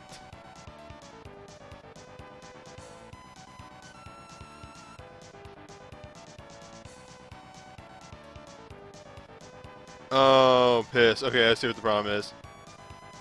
Boop, there we go. I fixed it. Also, that's gonna be a way wrong split now. Whatever.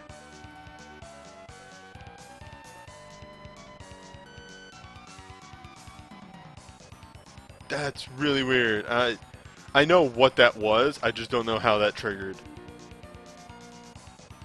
Where was I?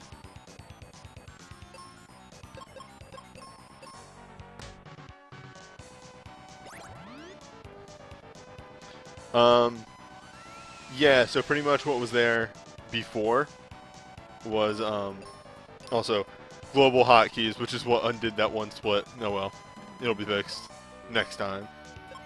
As long as we don't lose the overall time.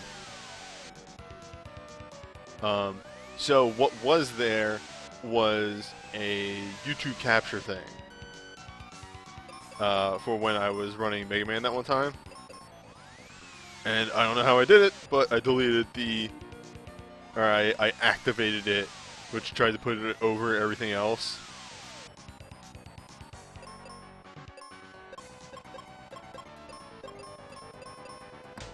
Stream layouts are hard. Well, thank you for catching that.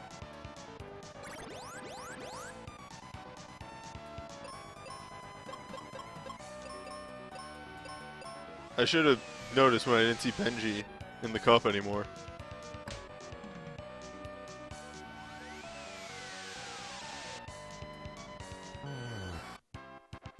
Wait. There we go.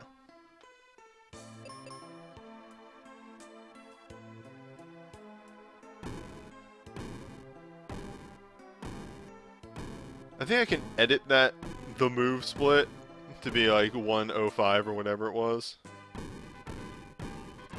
Sure is the thing happening. God, finally out of the fucking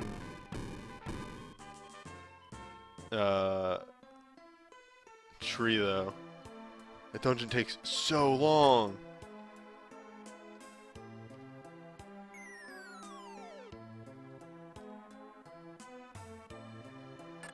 We have to take the long way down now because we have to pick up Meteor. And then we just warp out.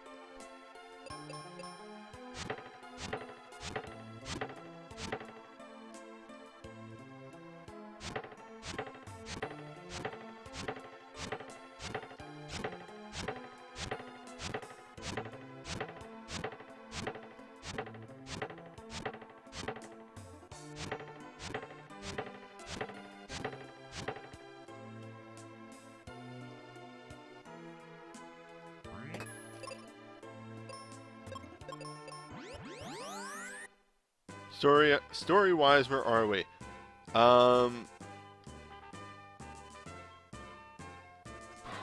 What?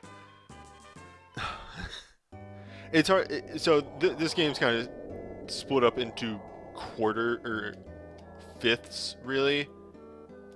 You know, normally you would say, it's in quarters because it's the Final Fantasy, but it's more like Final Fantasy 1, where afterwards you have to go to Chaos.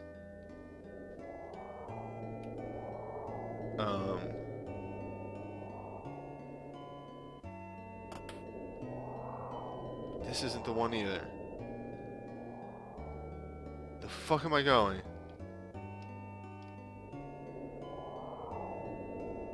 Is it the first house on the left?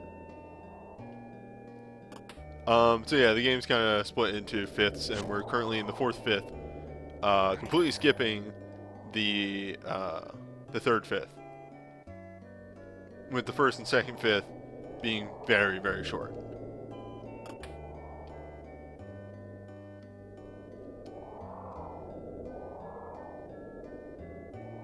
My granddaughter.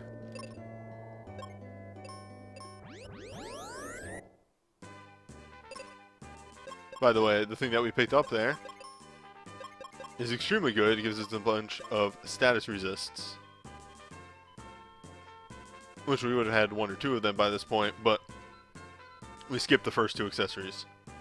Which, by the way, for those not in the know, the reason that there is like no map, or there's just cloud everywhere, is because I skipped the third area.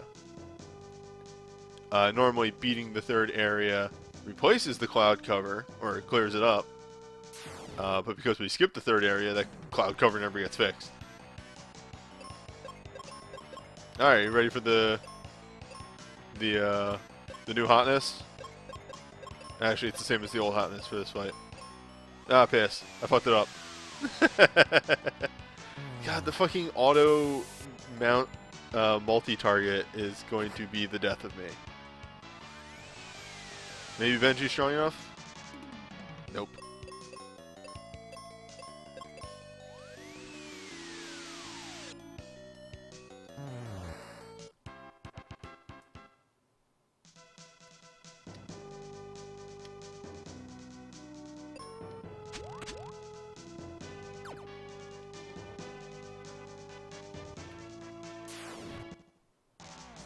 Now we're in the good part.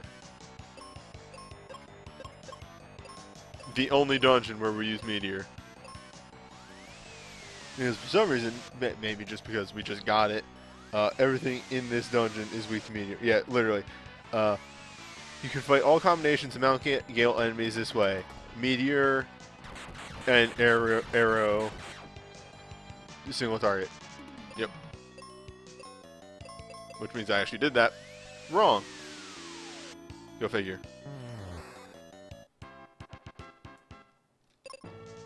Okay, let's fix. Patch ourselves up a little bit. There you go. Yeah, I agree, the clouds do look good, but I was just pointing out the fact that the game is currently messed up, and they shouldn't be there.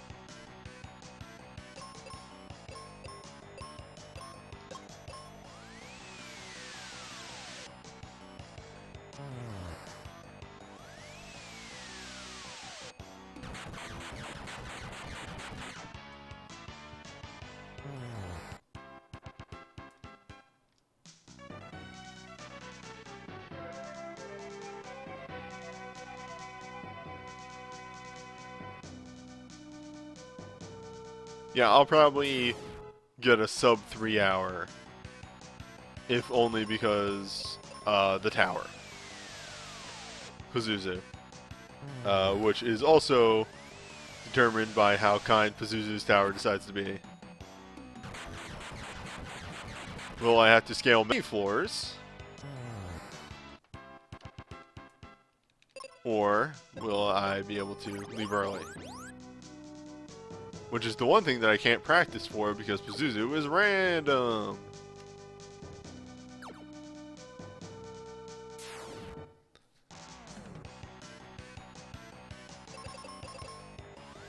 I mean, like, what it is that Benji just stopped taking spells for a couple of turns and just decided to take Meteor at like level 16 as opposed to like getting it at like 24 or whatever.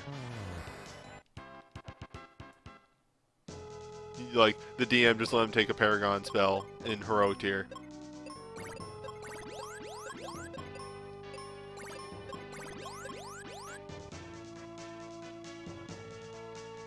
No, it was Pazuzu. God, it's still the best line.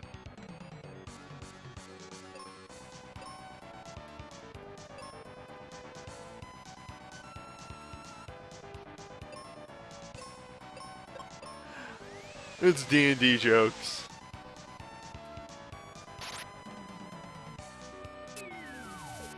The jokes, if you will.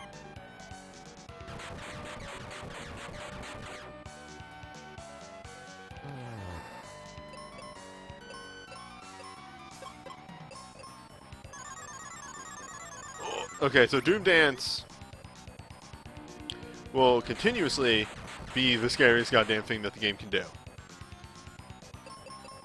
Doom Dance can make a run go from, I'm doing pretty good, to, I just wiped.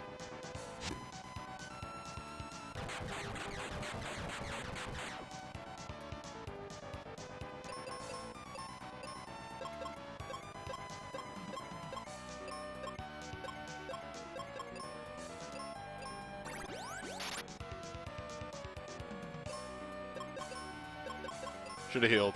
Actually, it wouldn't have mattered. He got real dead.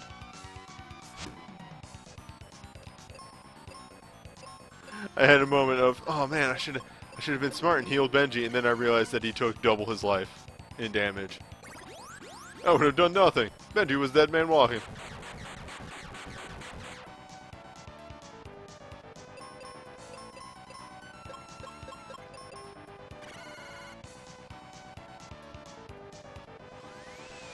I do really enjoy the boss fights in this speedrun, because there are some that are like 100% optimized, but then there's other ones like this that are like not. It's like a lot of how do you react to the things that the boss does. Even for a speedrun, is Benji underleveled? Oh, extremely. Massively. I mean, just compare Benji's levels to Kaylee's levels.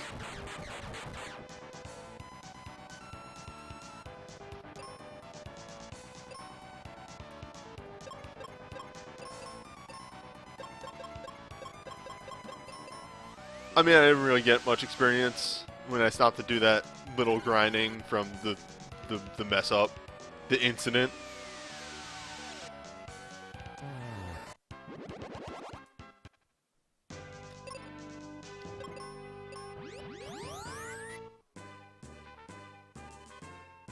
Alright. Is that up? Yeah, some fun parts of Wind Zone is the fact that you kind of have to memorize the locations of everything.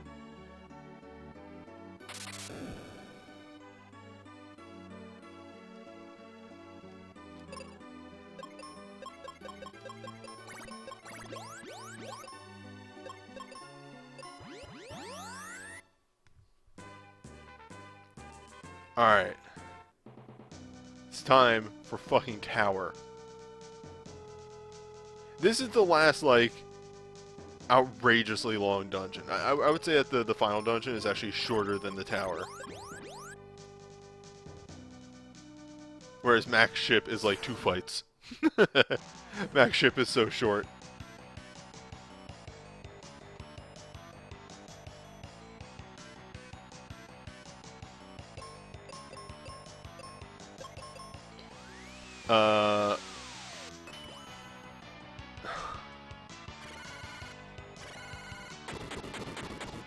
This is why when the game is like, just leave Kaylee on auto and she'll take care of herself, and then she does like fucking arrow on the enemy that counters that, like,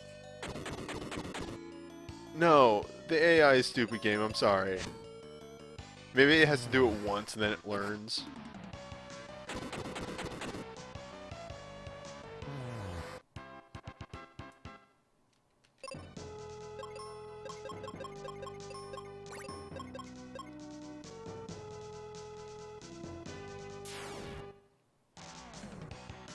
Alright, what do we got here?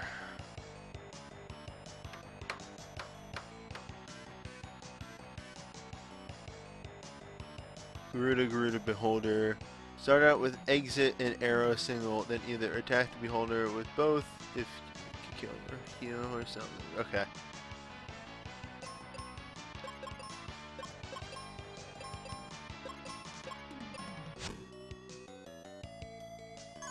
Wait.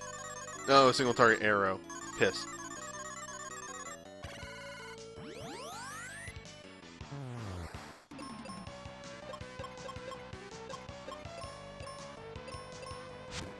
Well, fixed it.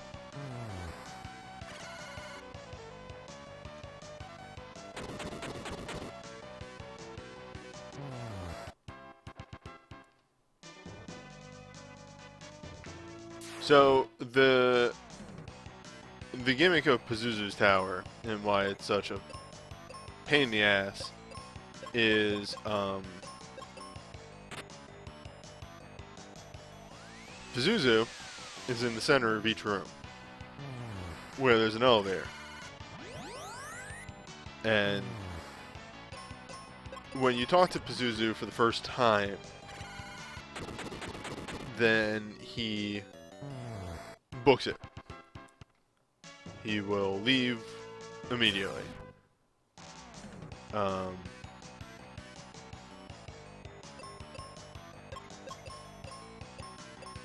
When you find him a second time, it'll be on a different floor. And he will either leave or stay there. Well, no. He always... Yeah, he leaves the first time, and then the second time is when you can actually fight him. Barring you have fulfilled a condition. And that condition is you've hit a switch. Yeah, so this is the first time that he books it. And there are switches in between floors, and they prevent Pazuzu from moving to other floors. Oh no, he books it twice. He books it the first time, and then the second time as well, and that's where you can actually finally start trapping him.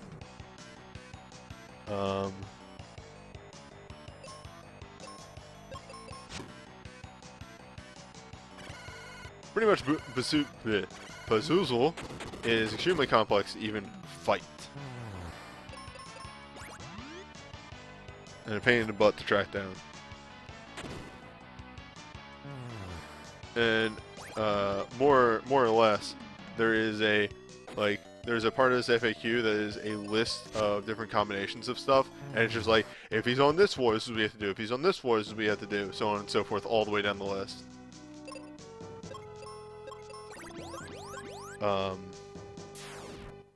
This should be 2 Manticores, exit life.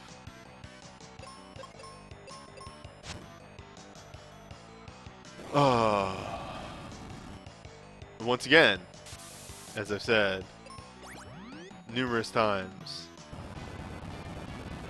this is why I can't leave Kaylee on auto.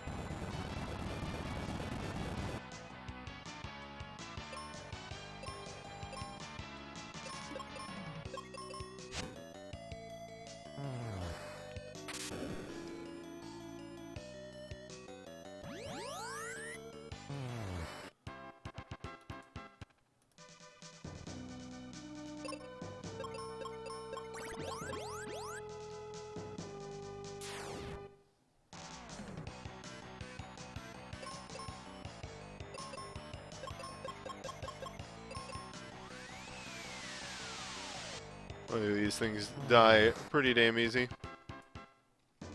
But I've actually learned are invulnerable to fire. So there's certain strategies that just don't work.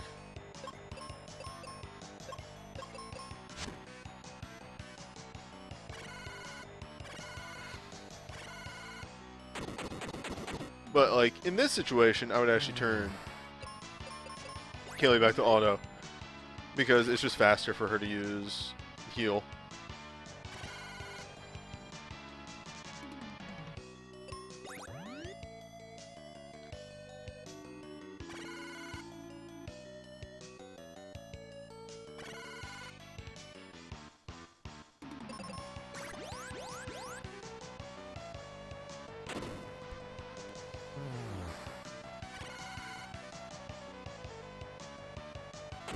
God, beholders are such a pain in the butt.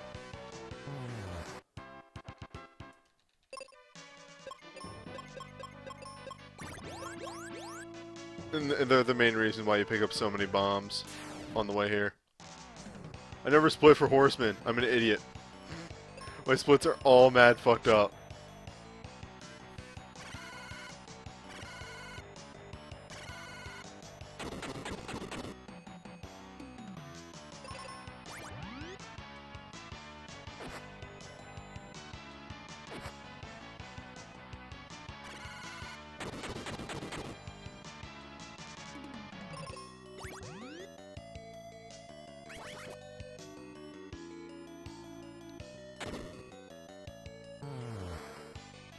I hate these things.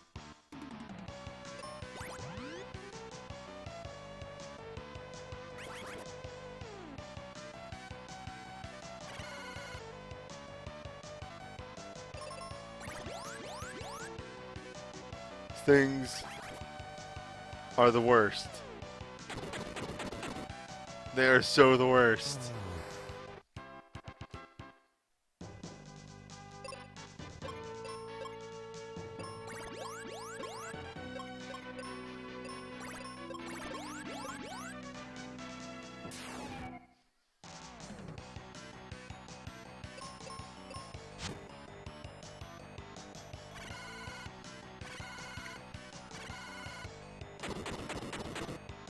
Why does it even matter, Kaylee, if you are blinded or not? Because you just always miss. Constantly. You're killing me, Kaylee.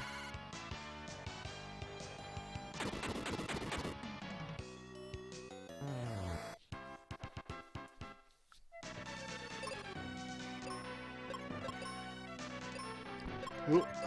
That was bad. I've done that before. I've accidentally exited many times.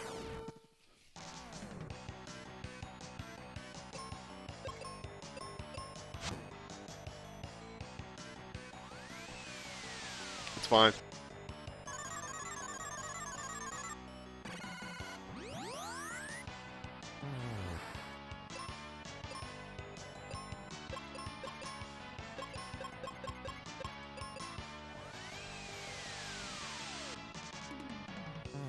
Maybe perhaps playing the entirety of Mystic Quest in a single sitting was a fool's errand.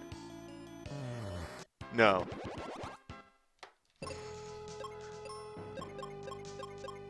Everybody else who was wrong.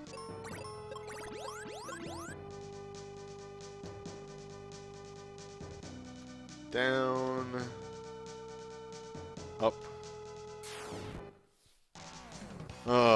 Begin the gauntlet.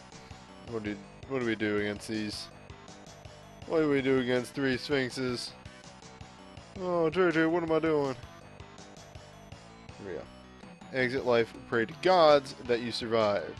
These things can easily kill you if they want to. Exactly what I want to read.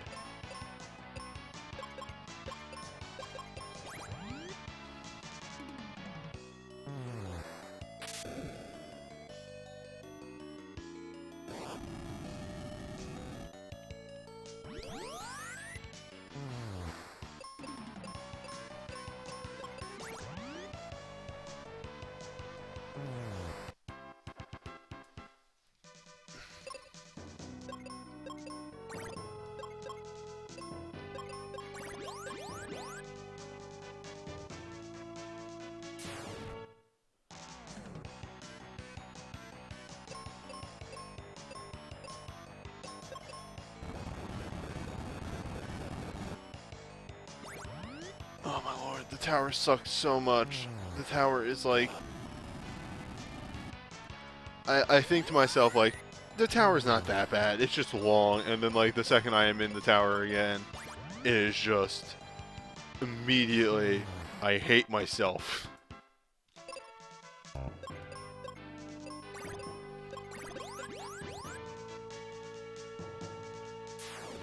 I will say to the day I die, the tower and the tree are the worst 2 parts of this game.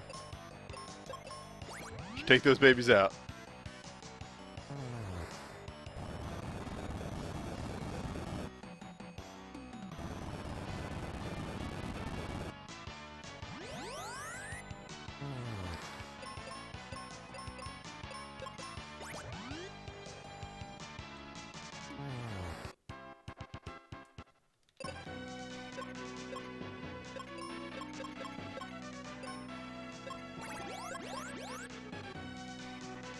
Okay, top 4. Chimera Mage is... Exo on the Sorcerer, Arrow on the Chimera.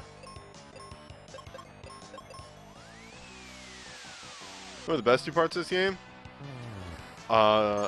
The normal battle theme and the boss theme. No, that's wrong. It's the final boss theme and the boss theme. There you go. Those are the best 2 parts. Not joking around. I really like the final boss. I really like fighting the final boss. It does sort of like come down to some pretty simple like commands and what have you. But are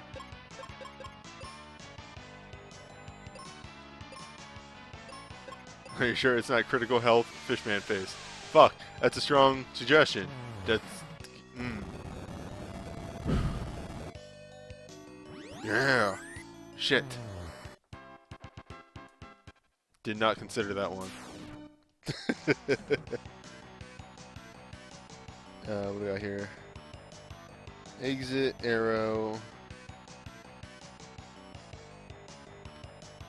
Exit, arrow.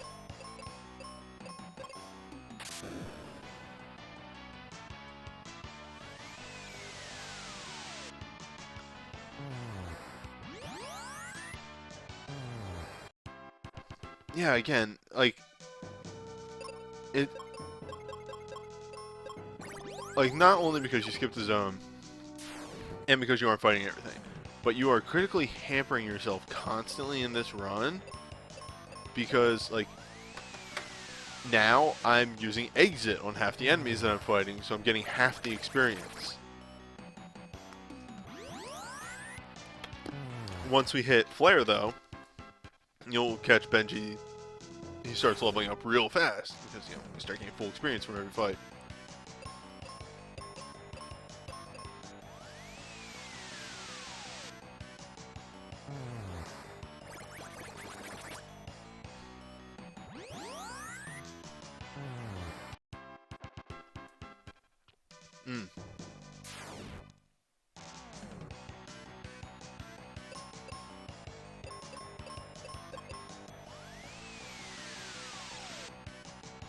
You know, it's only some enemies. It's only some enemy formations that just suck in this dungeon. It's like anything that isn't a beholder or a sphinx. I don't even remember what they're called. It's Foot-inks. Foot-inks. There we go. Starts with an F.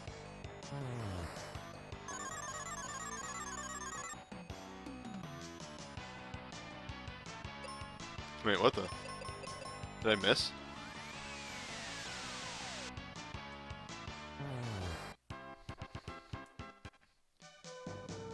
Oh, I think we go down this stairway. I think this is how we get the flare.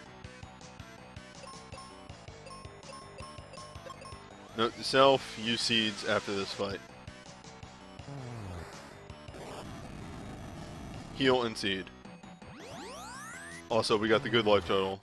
Hail Satan.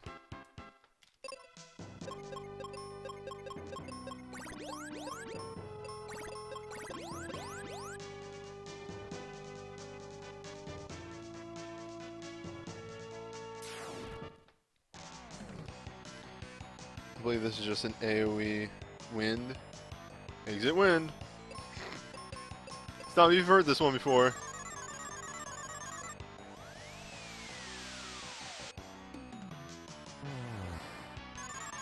Oh, the Sphinx looking dudes. The ones that come with Thanatos that I probably just saw and fought. Manticores, thank you. Yeah, those are annoying. Beholders and Manticores just blow. And I hate them. You fight 3 sorcerers. You're not supposed to fight 3 sorcerers at this point. Whatever, I'll just arrow both. That should kill him. Alright. Nailed it. Oh, I was doing a goof. Because the first instance of the Manticore is a Sphinx. So I was doing a goof on Sphinx, but it starts with an F. Like for steak.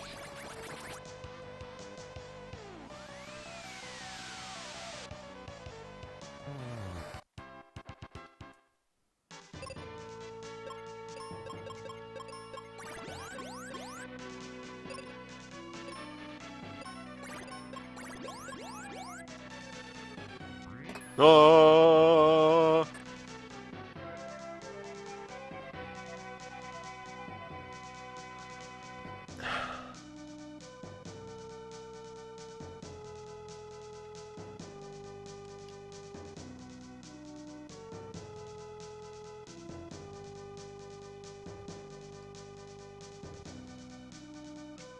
So I don't actually know how you continue from here.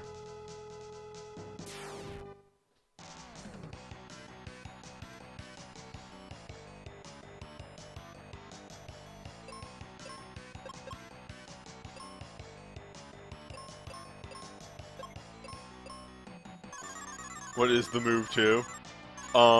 It's the sequel to the move.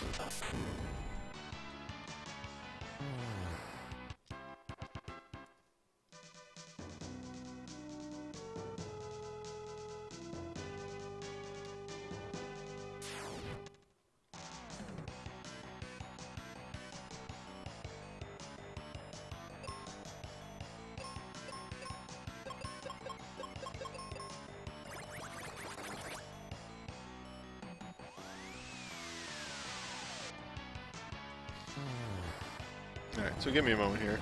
I'm actually going to have to retrace up to this tower.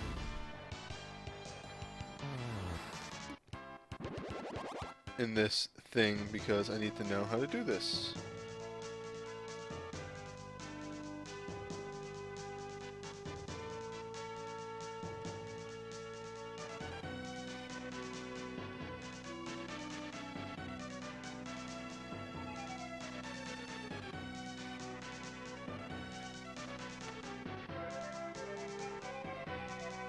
Alright, 4-5. Press the switches on floor 4 and floor 6.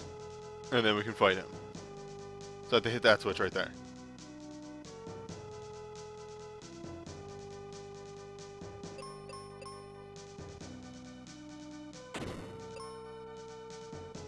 But yes, you're seeing what a lot of fights are going to be now. It is a lot of Benji casts his flare, everyone dies.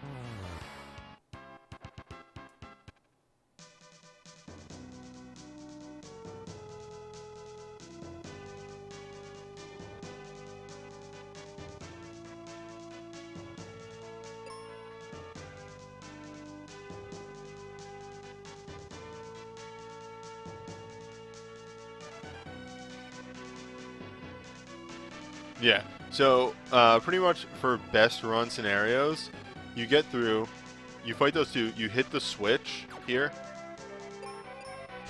and then if Pazuzu is there, you win. That's it. You're done the stage. Now see how long it takes until I actually beat the stage. Okay.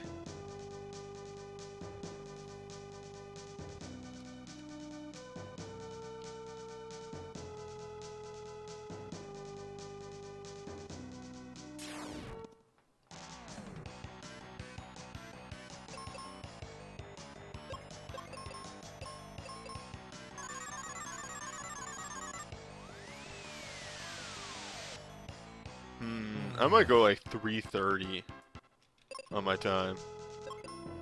I wasn't expecting it to be fantastic. Still a little bit longer than I was expecting.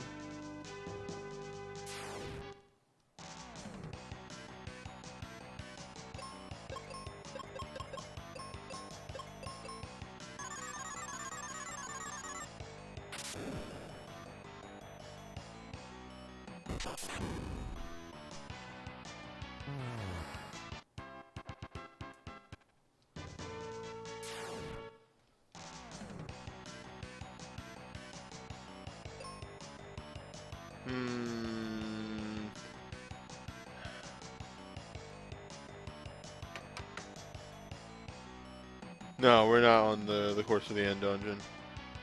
Pazuzu was not in the good spot before Flare. After Flare.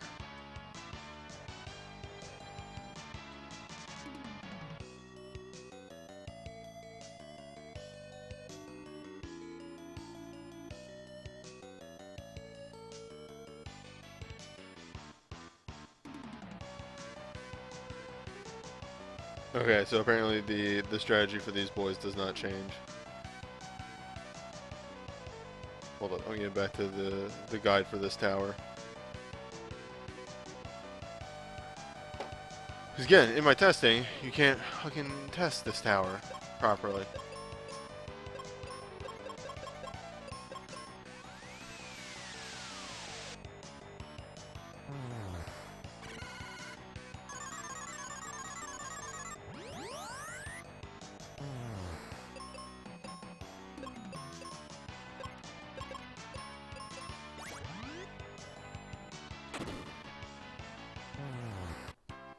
Why even bother?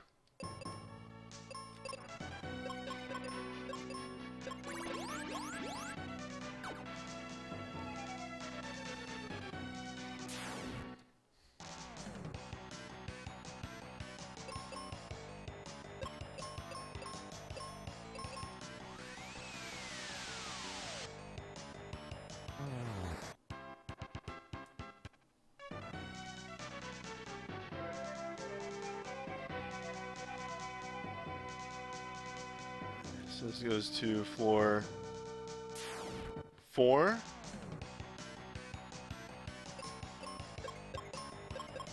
So if you've heard this one, Flare, I think defend.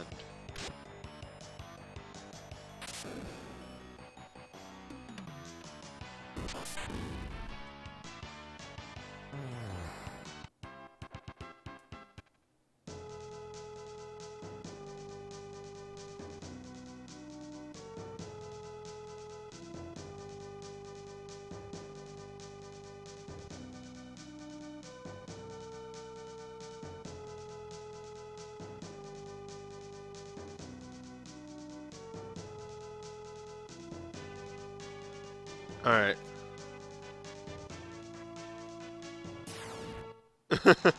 Sorry, I'm trying to fucking understand how to do this dungeon. Dungeon is gonna be a new goddamn experience every time.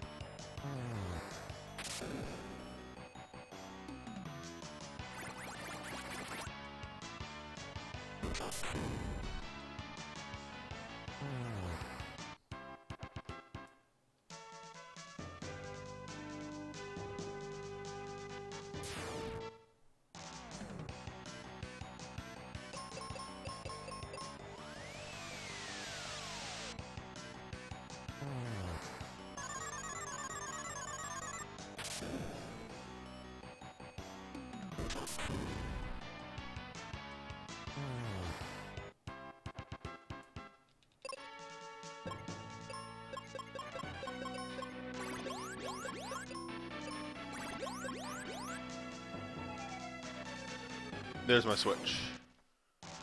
Alright. So we gotta fight this Chimera.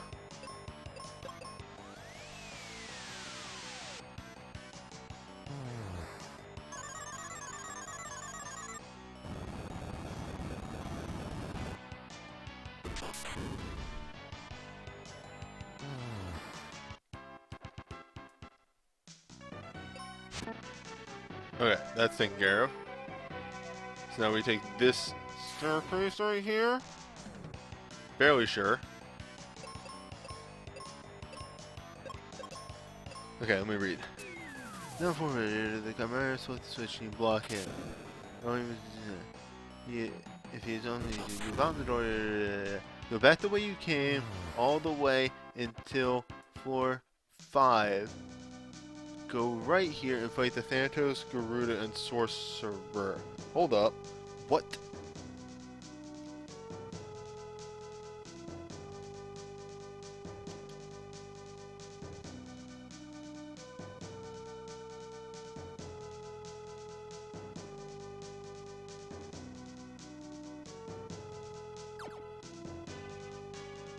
No. Yeah, that's what I need to do.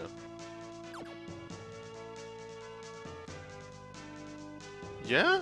How the fuck do you get to that?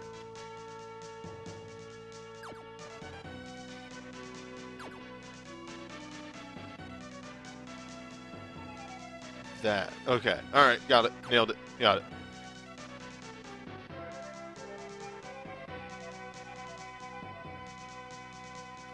Loop down and around this way. Up here. And it should poop me out. 1 floor up. No! It's all good.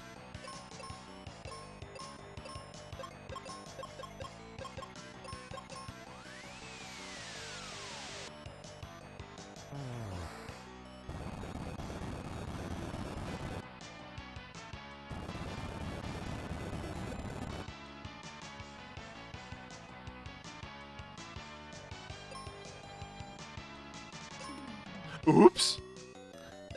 I was reading the guide, looked up, Benji's dead.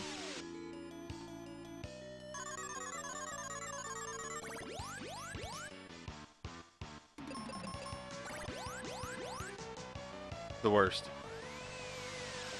This is why you single target old men.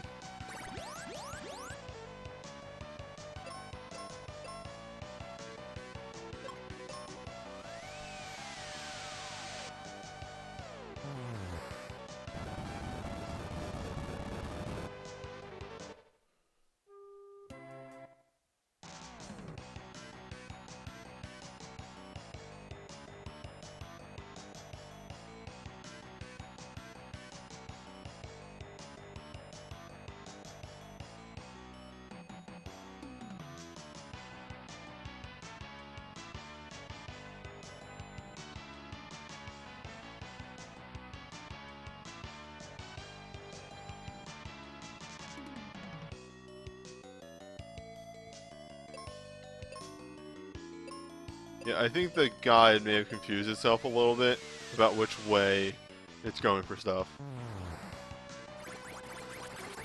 I think I'm on the right track.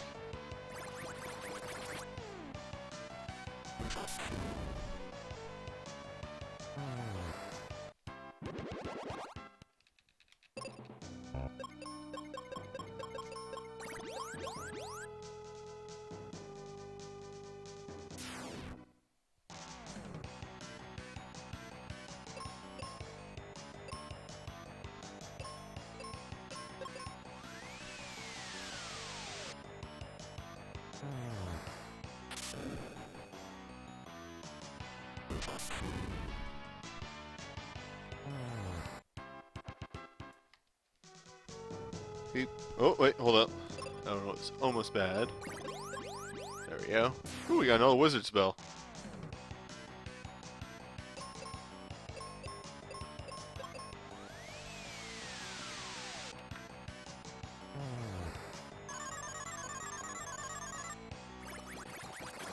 But now you are sort of seeing how stupid player is.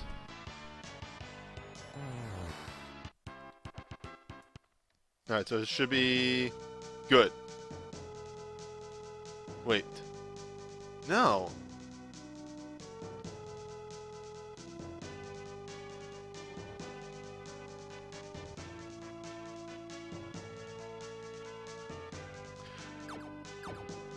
Oh, I know what the guide did not explain right. Okay, hold up.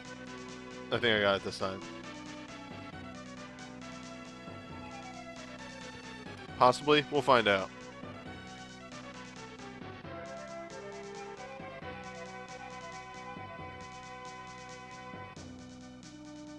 Because there's definitely no connector there.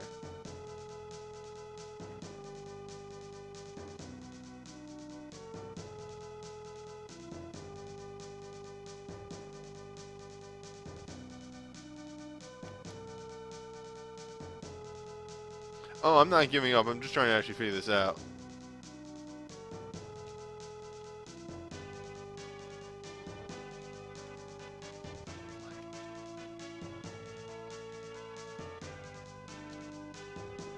Yes. Okay, figured it out. Now see, the guide, improperly worded, say, backtrack all the way to the 5th floor. Backtracking all the way to the 5th floor requires you to backtrack through the 5th floor. And once you do that, whammo. Now I'm where I need to be. Yeah, the guide failed to mention that to backtrack to the 5th floor, to the 5th floor, you have to backtrack through the 5th floor from the 4th floor. Lo and behold, now we're here.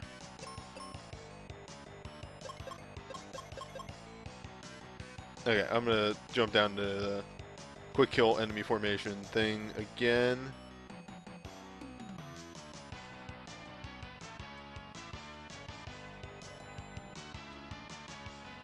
Gruda, Gruda, Gruda.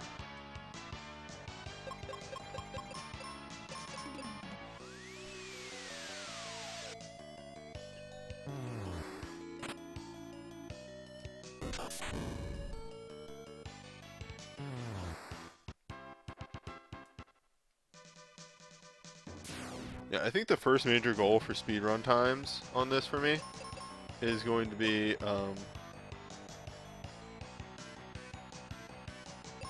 see how this works, is going to be trying to get sub 3 hours. And then from there, trying to get sub 2:30. And that'll make me happy. Because I'm going to say the world record right now is like just under 2 hours. It's like 1:54 or something like that. Which I don't know when I'll be able to touch 1:54. Or if I ever will be. Because that's also like, there's a good bit of RNG in there.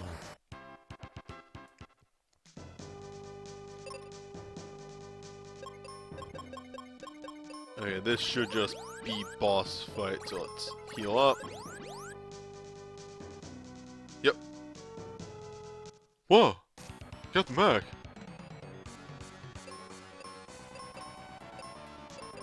So a lot of this fight is Benji using arrow, and Kaylee just kind of keeping both of them alive. Or Benji using flare, sorry.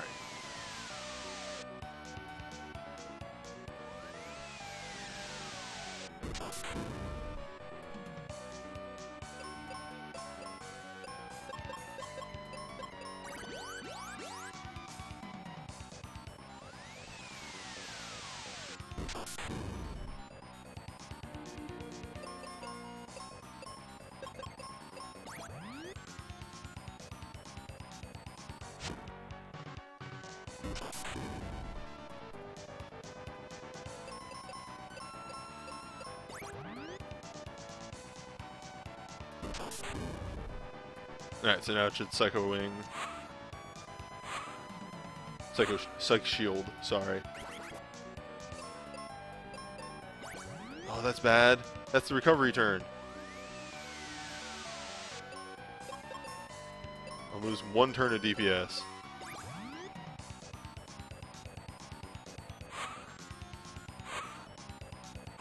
Now, keeping Benji slow for this is actually a good strategy, or an interesting strategy, because it lets... so you'll note, on the turns where he lowers the Psych Shield, Benji goes second. So if you want to be risky, and what's a speed run without a bit of risk, so he does the Psych Shield turn, which is this turn.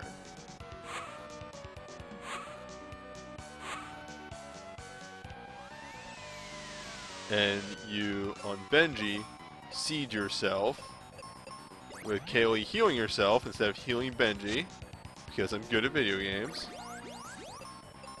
And then you flare with Benji. Cure? Kaylee, that should bring everybody back up. Close enough. Yep, Psych Shield down, and then Benji does flare.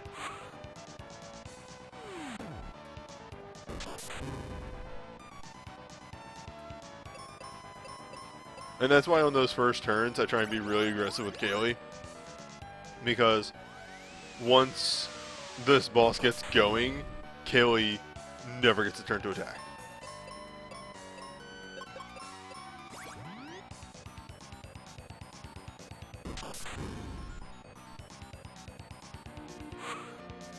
Now Pazuzu's ready to dance.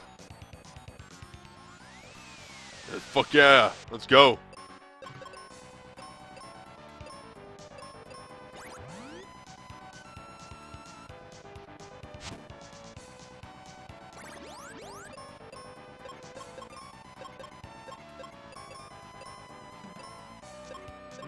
Let's get risky.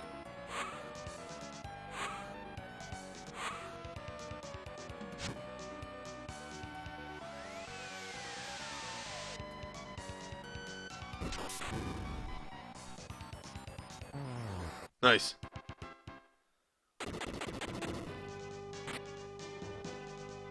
Now, a very important moment comes up right here. Do not open that chest. That chest contains the Sky Coin, which we already have. I have no idea what happens if you open up that chest.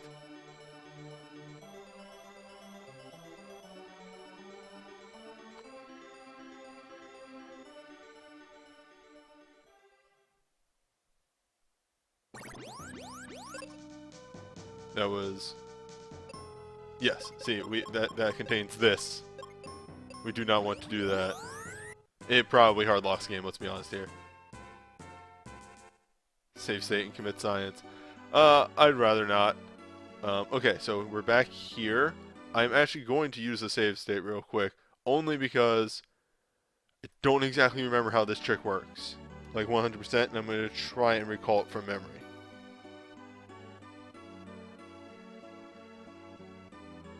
So,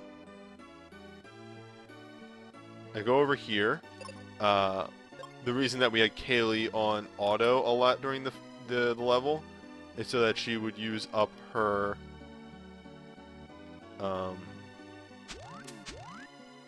use up the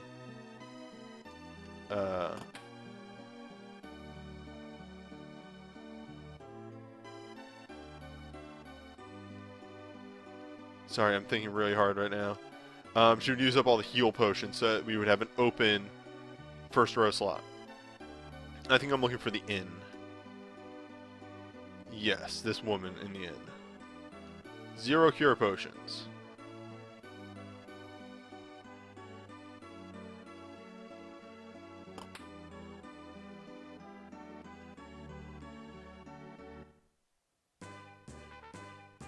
We recover Reuben. Stairway, yada yada yada, focus tower. Hey, let's get to Mac. Hey, what if we drain the lake? Oh, Spencer. Oh, if only I had Thunder Rock. Oh, Dad knows about Thunder Rock.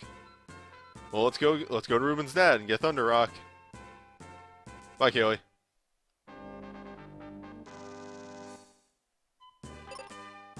And Thunder Rock obtained. Here's your Thunder Rock.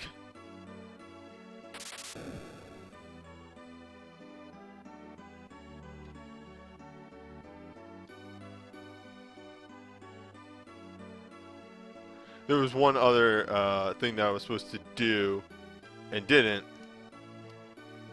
By the way, that was the move too.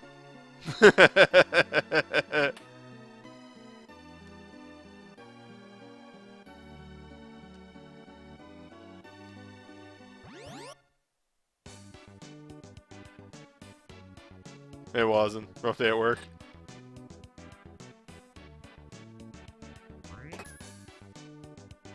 Okay, we had to actually do that before we bought the cure potions. The order really doesn't matter, but the point is we need both Mega Grenades and the cure potion.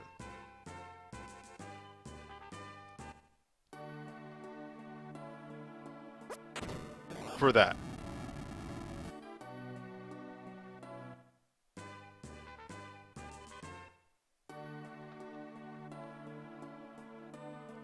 And then we leave.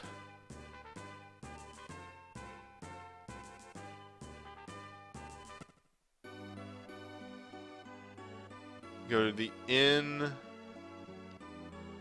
No. Go to Spencer's house. Yes.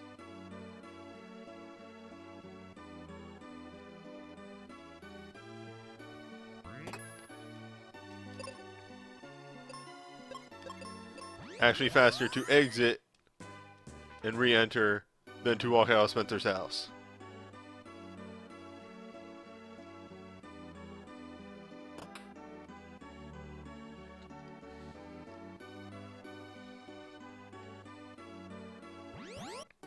Well, if your legs feel messed up, it's a good idea to, keep your stretches going. Because you need to make sure that you don't get super fucked up. Hey, trust me, I worked Staples for like a good couple of months, and there was a lot of heavy lifting. And stretching at the end of the day was what kept me from dying inside. Welcome to Double Chimera. Probably the roughest encounter.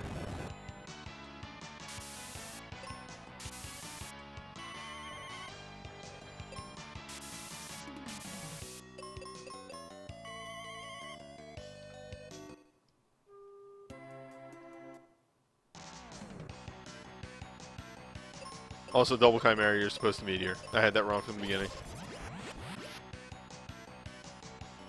Oh.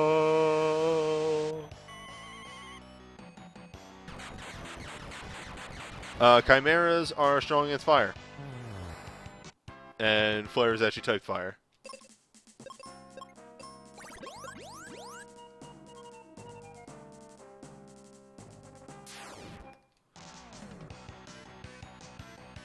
Only we had some cool lady that could cast arrow. But also, at the same time, welcome to the rest of the fights. For the rest of the run is going to be Flare White.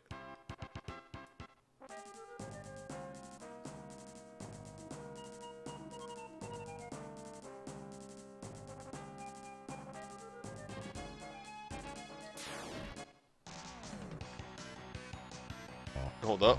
Hold the phone. Manticos Thanatos. Manticos? Manticore Thanatos Beholder. Run. Oh no.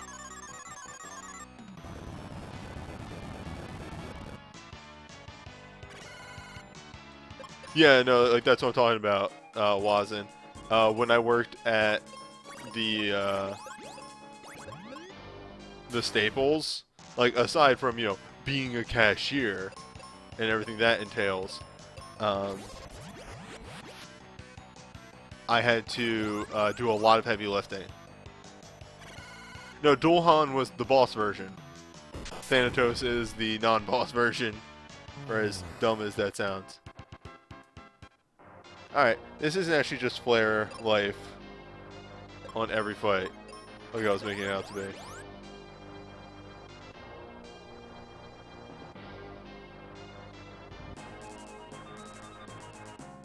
God.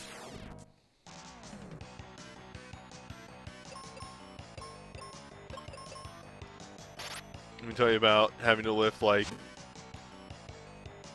oh, I don't know, 40-pound printers up a ladder. You know, like when you walk into Staples and you see the printers and like the really heavy stuff up on the top ledges, and I don't think a lot of people think that these places like Staples don't have forklifts that they can bring on the show floor.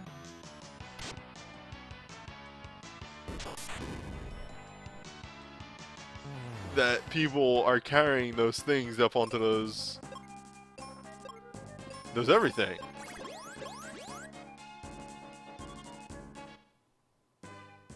Or either way.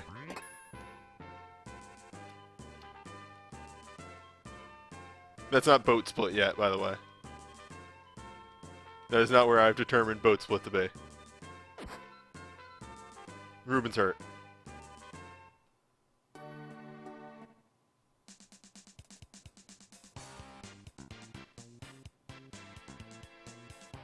I forgot that fucking Tristan and Spencer show up just to say hi and then leave.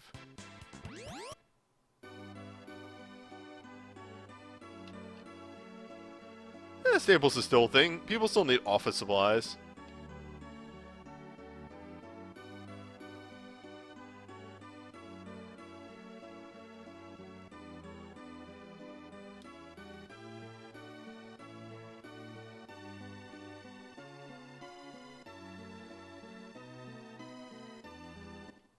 Alright, time for my my favorite shortcut move. Watch this.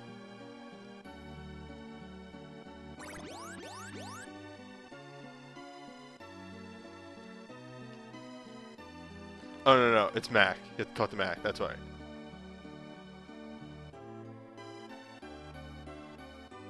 I just remember that you sleep in the bed in order to warp upstairs faster. It's apparently like a slight frame save, and it's great.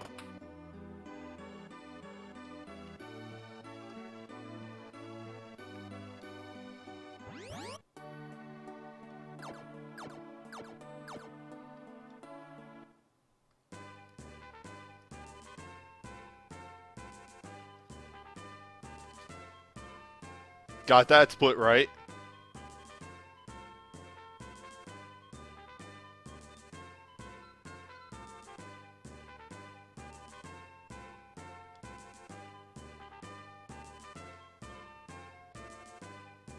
Alright, final dungeon.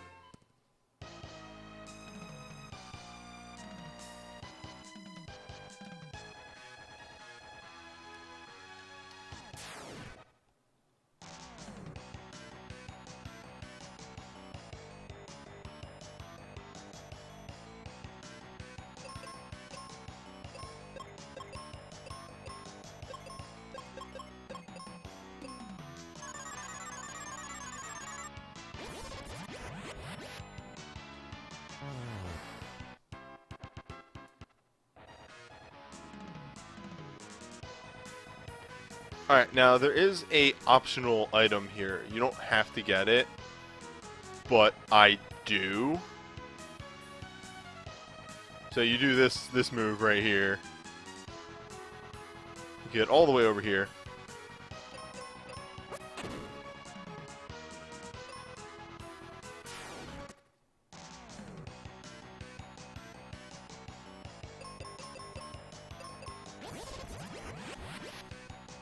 Now,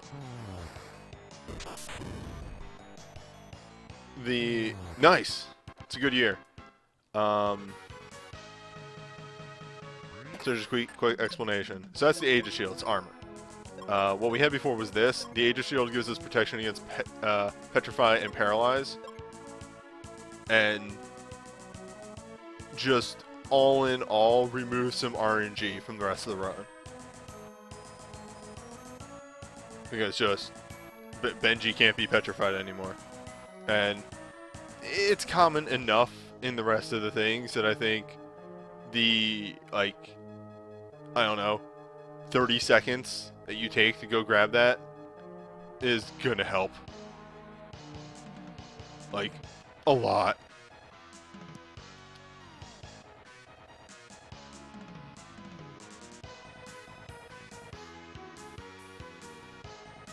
Oh, I see. Okay, I messed this up too.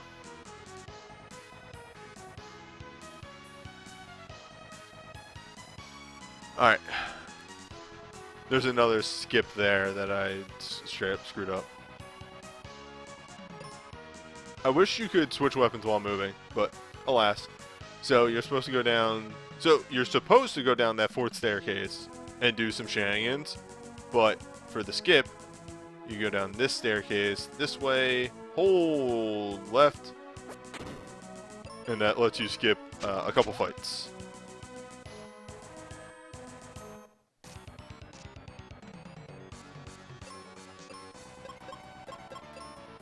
Oh, that's alright. There we go. And single target thunder.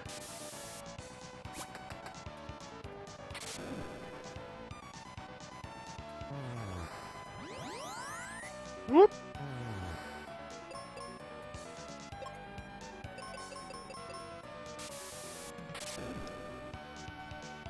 Remove a boss.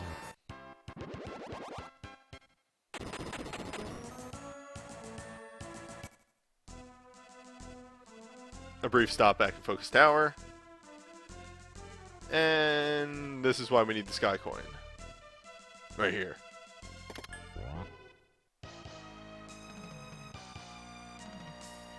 Alright, now it's time for some real shit. It's puzzle time.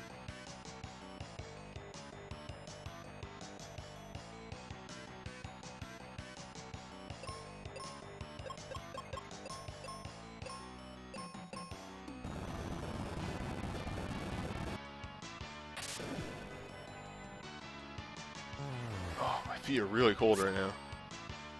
I need to get like a blanket. I need to get a streaming blanket. Someone buy me a Snuggie.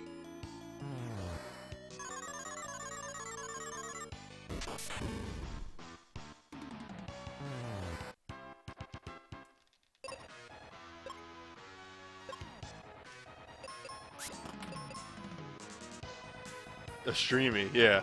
Nailed in one.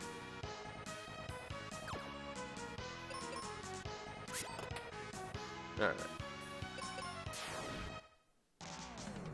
God, a Twitch branded blanket. Shadow, and single target thunder on the shadow, and flare with Ben.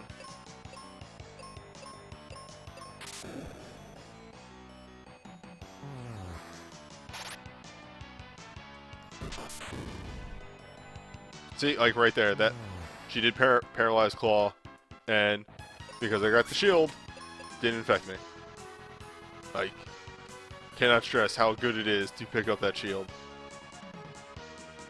I jump over this way. Hit this one early. That one's like not even like a weird skip put into the game. That one's just like, oh, I didn't think of going that way. The skip.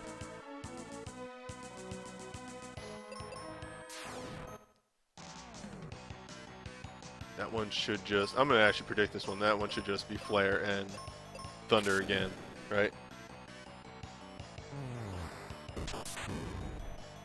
Yes.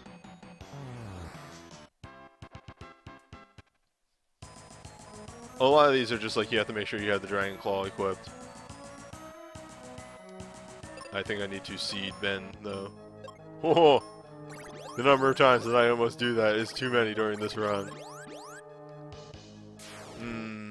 Strongly disagree about that comment. Yeah, stop me if you heard this one before. Flare and single target thunder on the shadow.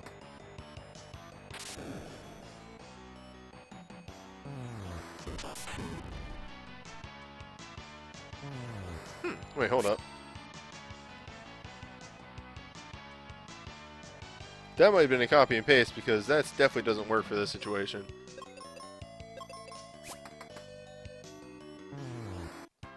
I might try that the other way around. Having Phoebe take out the Ifrit. And the other way.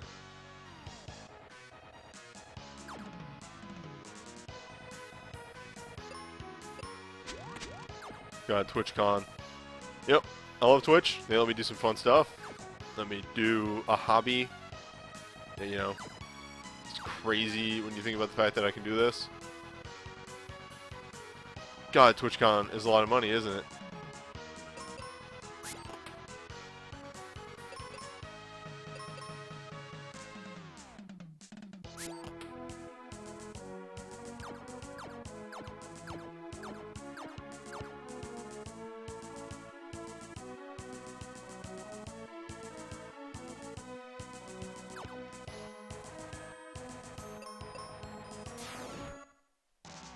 Yep, that's a good way of putting it. Streaming culture is fun. Or, no, streaming is fun. Streaming culture is a little less so. Oh, piss. Okay. How do I solve the riddle of the Sphinx here?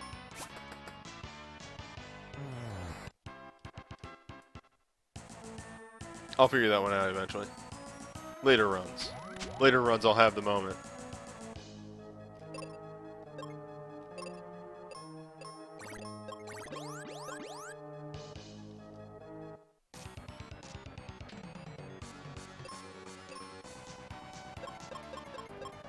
The move 2. Actually, I guess this would be the move 3.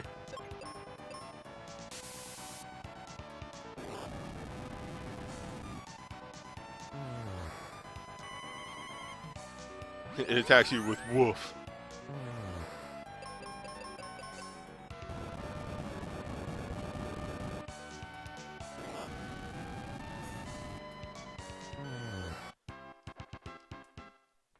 So I just want to stress out ahead of time. Now, mind you, there was a lot of me, like, staring at maps and things like that. But, look at the fact that Horseman to Wind Crystal took about 40 minutes. And Boat to the end, I have finished 2 zones, 10 minutes. Like, God, the tower sucks. Tower is such a bad dungeon. Flare weight, flare weight, flare weight. All the way down.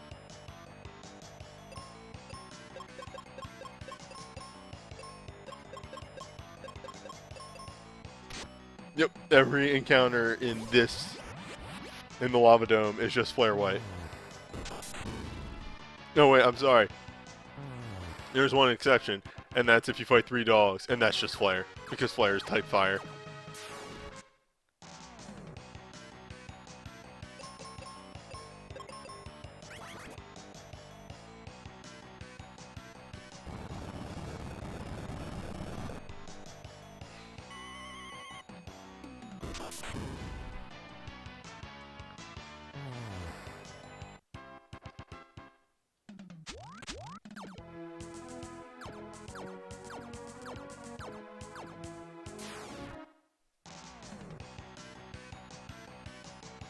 Man, I might have been able to have gotten under 3 hours if I didn't get A, lost in the tower, and B, that little mess up in Fireberg. That costed me so much time. The fucking cursed chest. That's what I'm gonna call that chest from now on.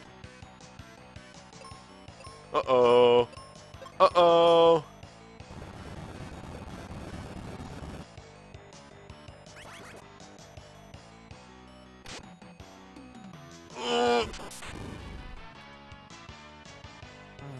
Okay. I like my style. I'm being a little risky. Don't touch the chest.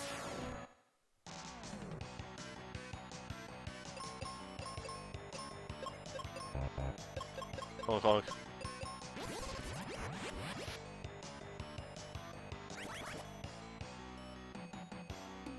Ooh, somebody finally got Death Dance off.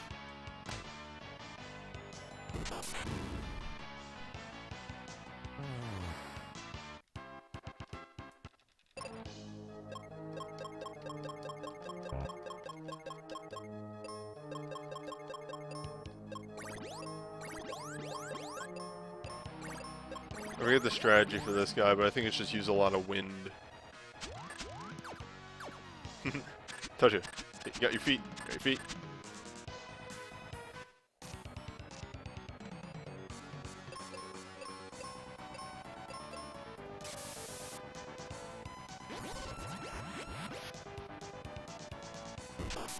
I'm gonna do a little bit of experimentation. Yeah, Wyvern is way too strong against that. It might be Meteor time. Oh! Welcome to the one thing that can still fuck me up.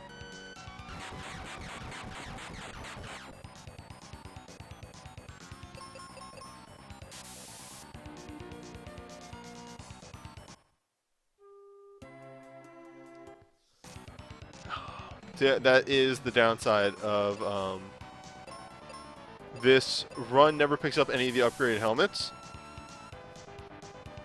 and Helmet 2 has the fire protection on it, so fire doesn't come up all too often, but when it does, you can clearly see the problem with the party. Like the cracks start to show. Oh, that might be another dead. Damn it!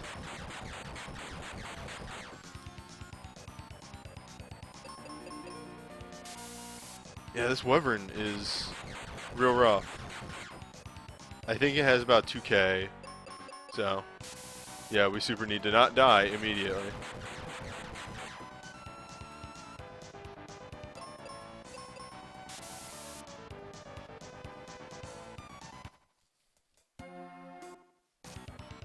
I think I have this right, like at least the execution.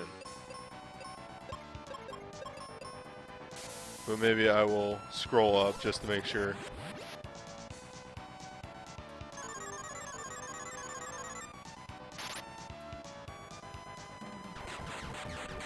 That's the tower.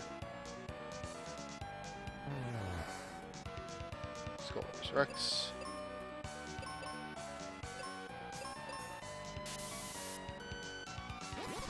Go ahead and remember. White Flare, first round, get rid of the Freedom Sethos. You really don't have much of a choice here, just use White and Arrow. Make sure to play it safe with your defense and healing. Alright, well, in fact, I think Meteor is a way better spell.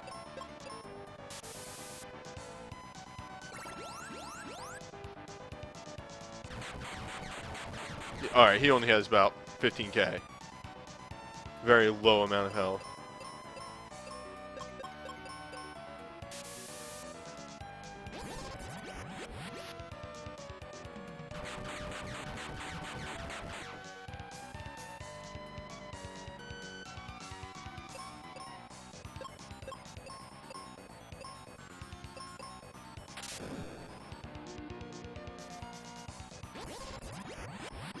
I'm just gonna check this because this is Arrow. Nope, Meteor is stronger. I found a better strategy. This guide. Oh. Oh. The move.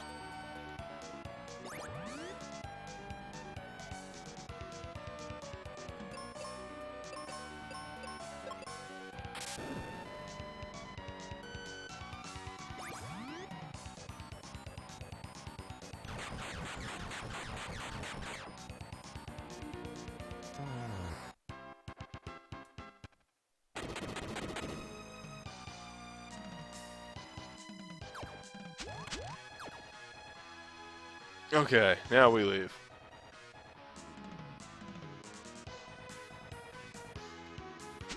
The one-headed Wyvern.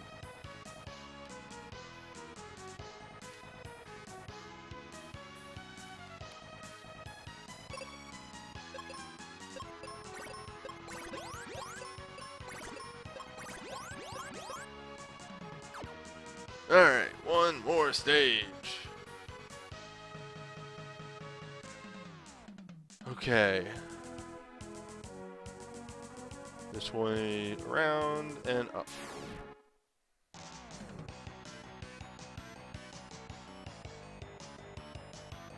I'm gonna get back down to the enemy formations. This is the last one.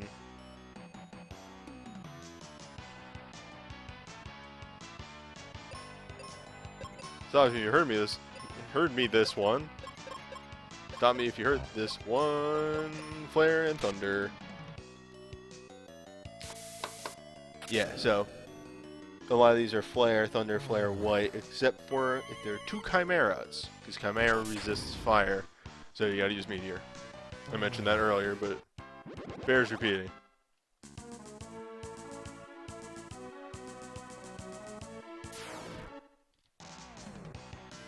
Speak of the devil.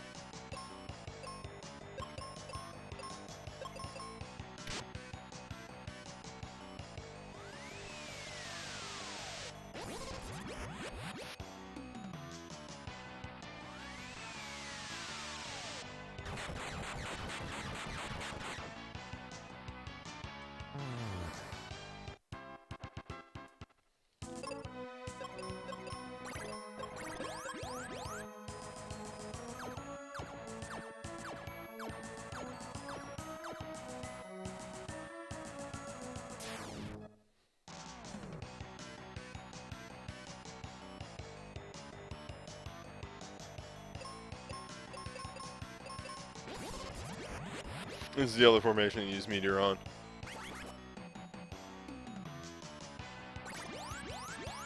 Yeah, so that can happen. It's really unfortunate. But if Thanatos casts Cure, you do have to take an extra turn to kill something. It's really annoying.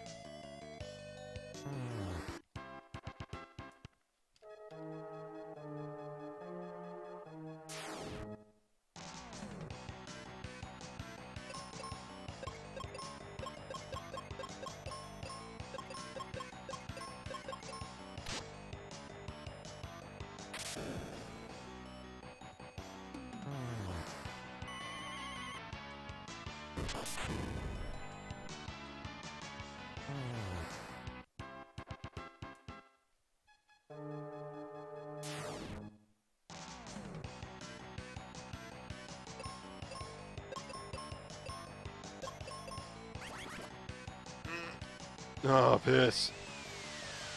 Yeah, it's the other thing that can go extremely fucking wrong.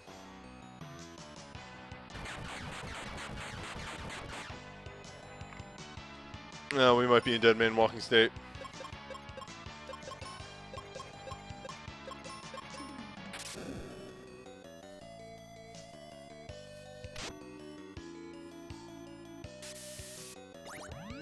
No, maybe a recovery? Hey, recovered.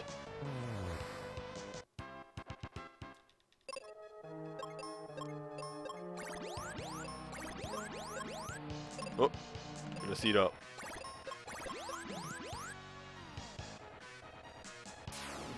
Now, the upcoming, like, Pazuzu refight is an extremely rude boss formation for the main reason of everything that comes along with that boss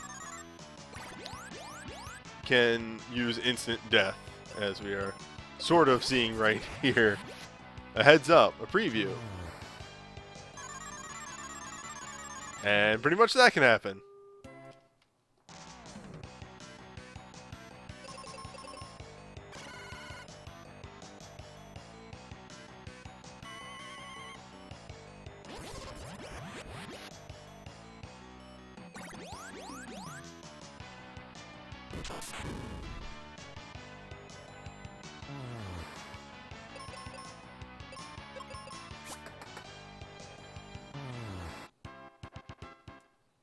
Yeah, Pazuzu refight boss is 100% super RNG.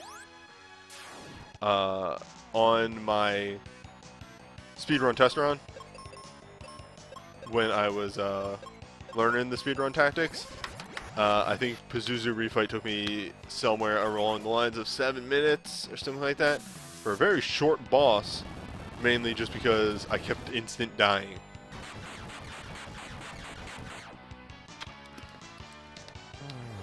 Very, very rude.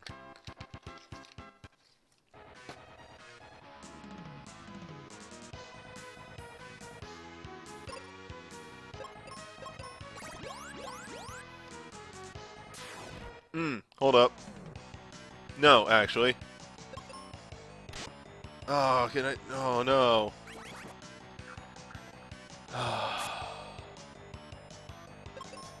Okay, good. You don't have to fight that guy.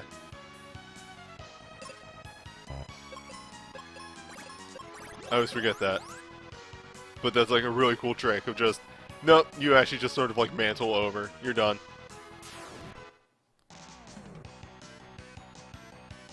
Yeah, there's a fair amount of RNG in this run. Which is why I think it's interesting and why I'm not going to go for like #1 best time. I wasn't going to begin with. It's very hard to aim for #1 when people have been optimizing for years. But so much of the run is RNG. There's stuff like, are the bosses rude? Fucking Pazuzu's location. Pretty much like a star 100% perfect run requires Pazuzu to be on, I want to say, 6th floor. Sub 3 hours, I might go for sub 230, because best run is 2 hours. So, usually like for funsies, it shouldn't be too hard to get 15% on that.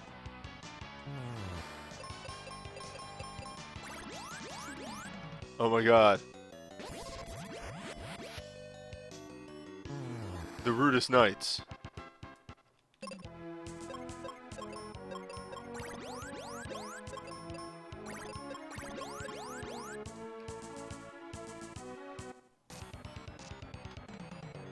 Okay, so I think turn 1 you do meteor, white. Oh. Yeah, welcome to just like turn 1 against Zoo. It's just fucking and dead.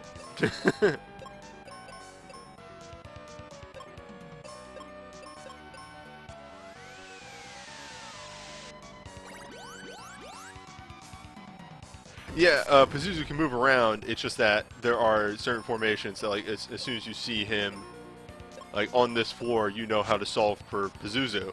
And I had a formation for Pazuzu that makes it so he can't move. Pazuzu's whole gimmick is that he moves between floors, and you have to cut off floors to lock him to a specific floor, and then you can actually fight him. Oh, okay. So here's the really rude thing about Zoo, and why Zoo is a super RNG boss. If Zoo nails Phoebe with Death Dance, you're fucked. You're just completely screwed. There's nothing you can do. Yep, there we go. That's a wipe.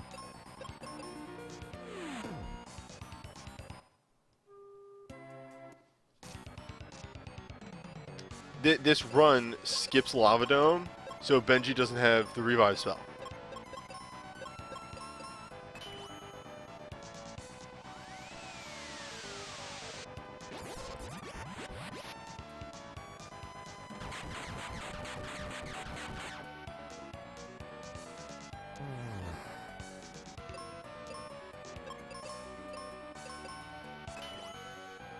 Psych Shield is some weird programming. So, like, this is the good and bad side of Zoo. Bad side, Zoo can cast instant death. Good side, he has a bugged move that just makes him do 1 damage. It's supposed to be his counter if you hit him while he is using Psych Shield. But for some reason, he can just use it in his normal rotation. Which just causes him to do 0 damage because he's not countering anything.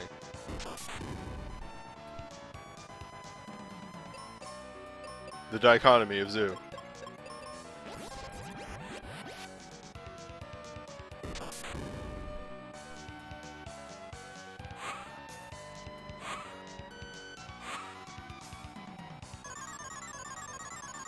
Oh god. That sucks.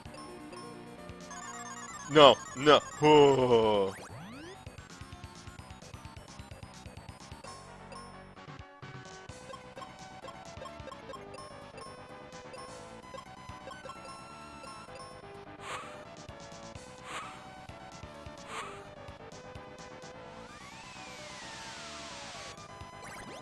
I wasn't sure if Phoebe would be too fast there, so I decided not to risk it. This should kill.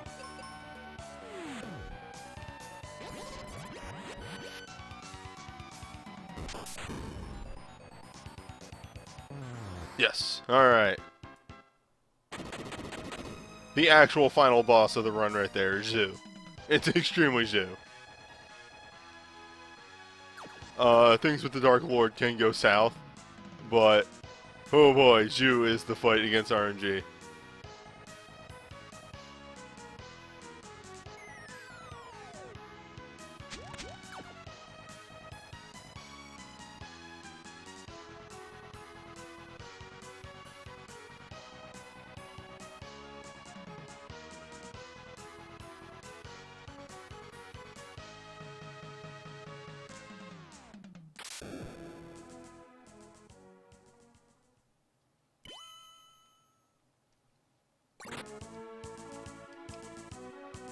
The Knights of Light.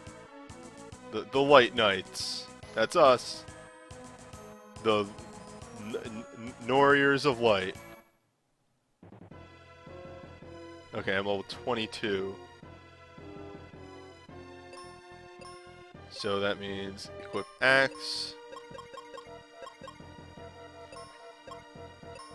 The Bright Boys.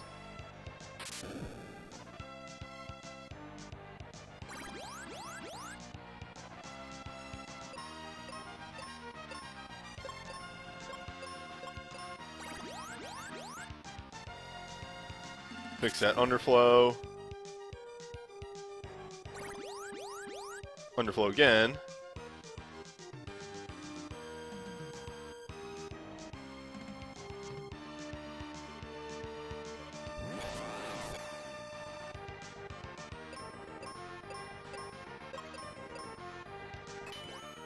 And my finger on the button. That should be underflow, and that's time.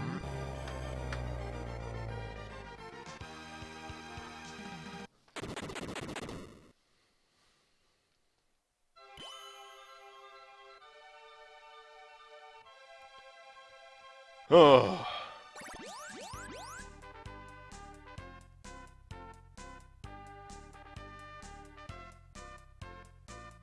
Now just to cut 50 minutes off of that.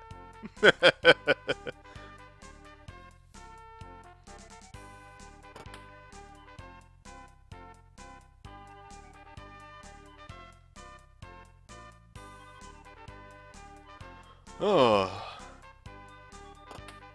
And our heroes disappeared into the fog forever.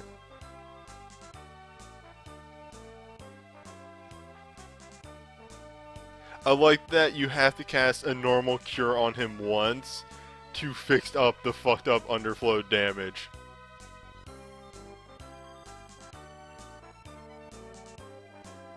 Just like, oh, we've gone too far, gotta go back, gotta pull it back a little bit. Okay, there we go.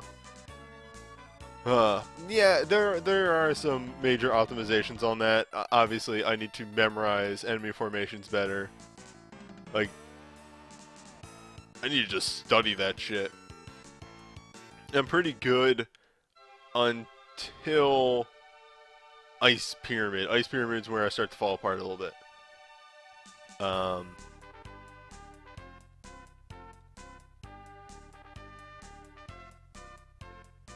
Obviously, don't fuck up the move. Getting a better tower can cut off some time. Understanding tower. There's going to be a run or two before I get, like, really good at tower. But, yeah, that's going to be a thing for a bit. But, yeah. That was run 1 in the books. Do I ever think Benji will appear in Record Keeper? I wish. What floor was Pazuzu on this run? Pazuzu was on 5, which required me to walk to 4. And then circle all the way back around the tower to 5. It wasn't the worst. Like, I think the worst floor you can get is 2 or 3. One of those. Because it requires you to, like, do the entire fucking tower. The best is obviously 6. 6 is just like you get to... Oh, hey! Ted Woolsey did the translation for this. I never actually noticed that. 6 is literally just you loop around to 6 and then you finish the dungeon. It's super easy. I got that on my practice run, which is why I am not experienced at all for doing this. I need a run where he's on floor 2, so I know how to do everything. What is the underflow anyway? So, when I'm talking about underflow, there's a weird glitch with the main character where if their damage goes so their healing is so poor on the Dark Lord that they loop around to ridiculously large numbers. That's what underflow is.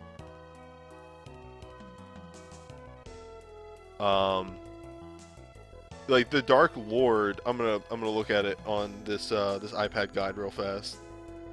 Um, the Dark Lord only has about, I want to say, 50,000 health. Dark King, sorry. Yeah, Dark King only has about 40,000 health. That's it. And what we do is, because we underflow the damage, it goes back up, and then he is in a, as stated before, he's in a state between life and death. At which point we need to hit him with a cure from Phoebe to fix that, so that he actually transitions to second phase properly, and then we hit him with 2 more underflows, and that just kills him. At least that's my understanding. The real interesting thing is the faster. There was actually a faster kill on that boss than the cure from Benji, Phoebe cure, Benji, and that is if you get Benji to level 24. If you get Benji to 24, he can kill him.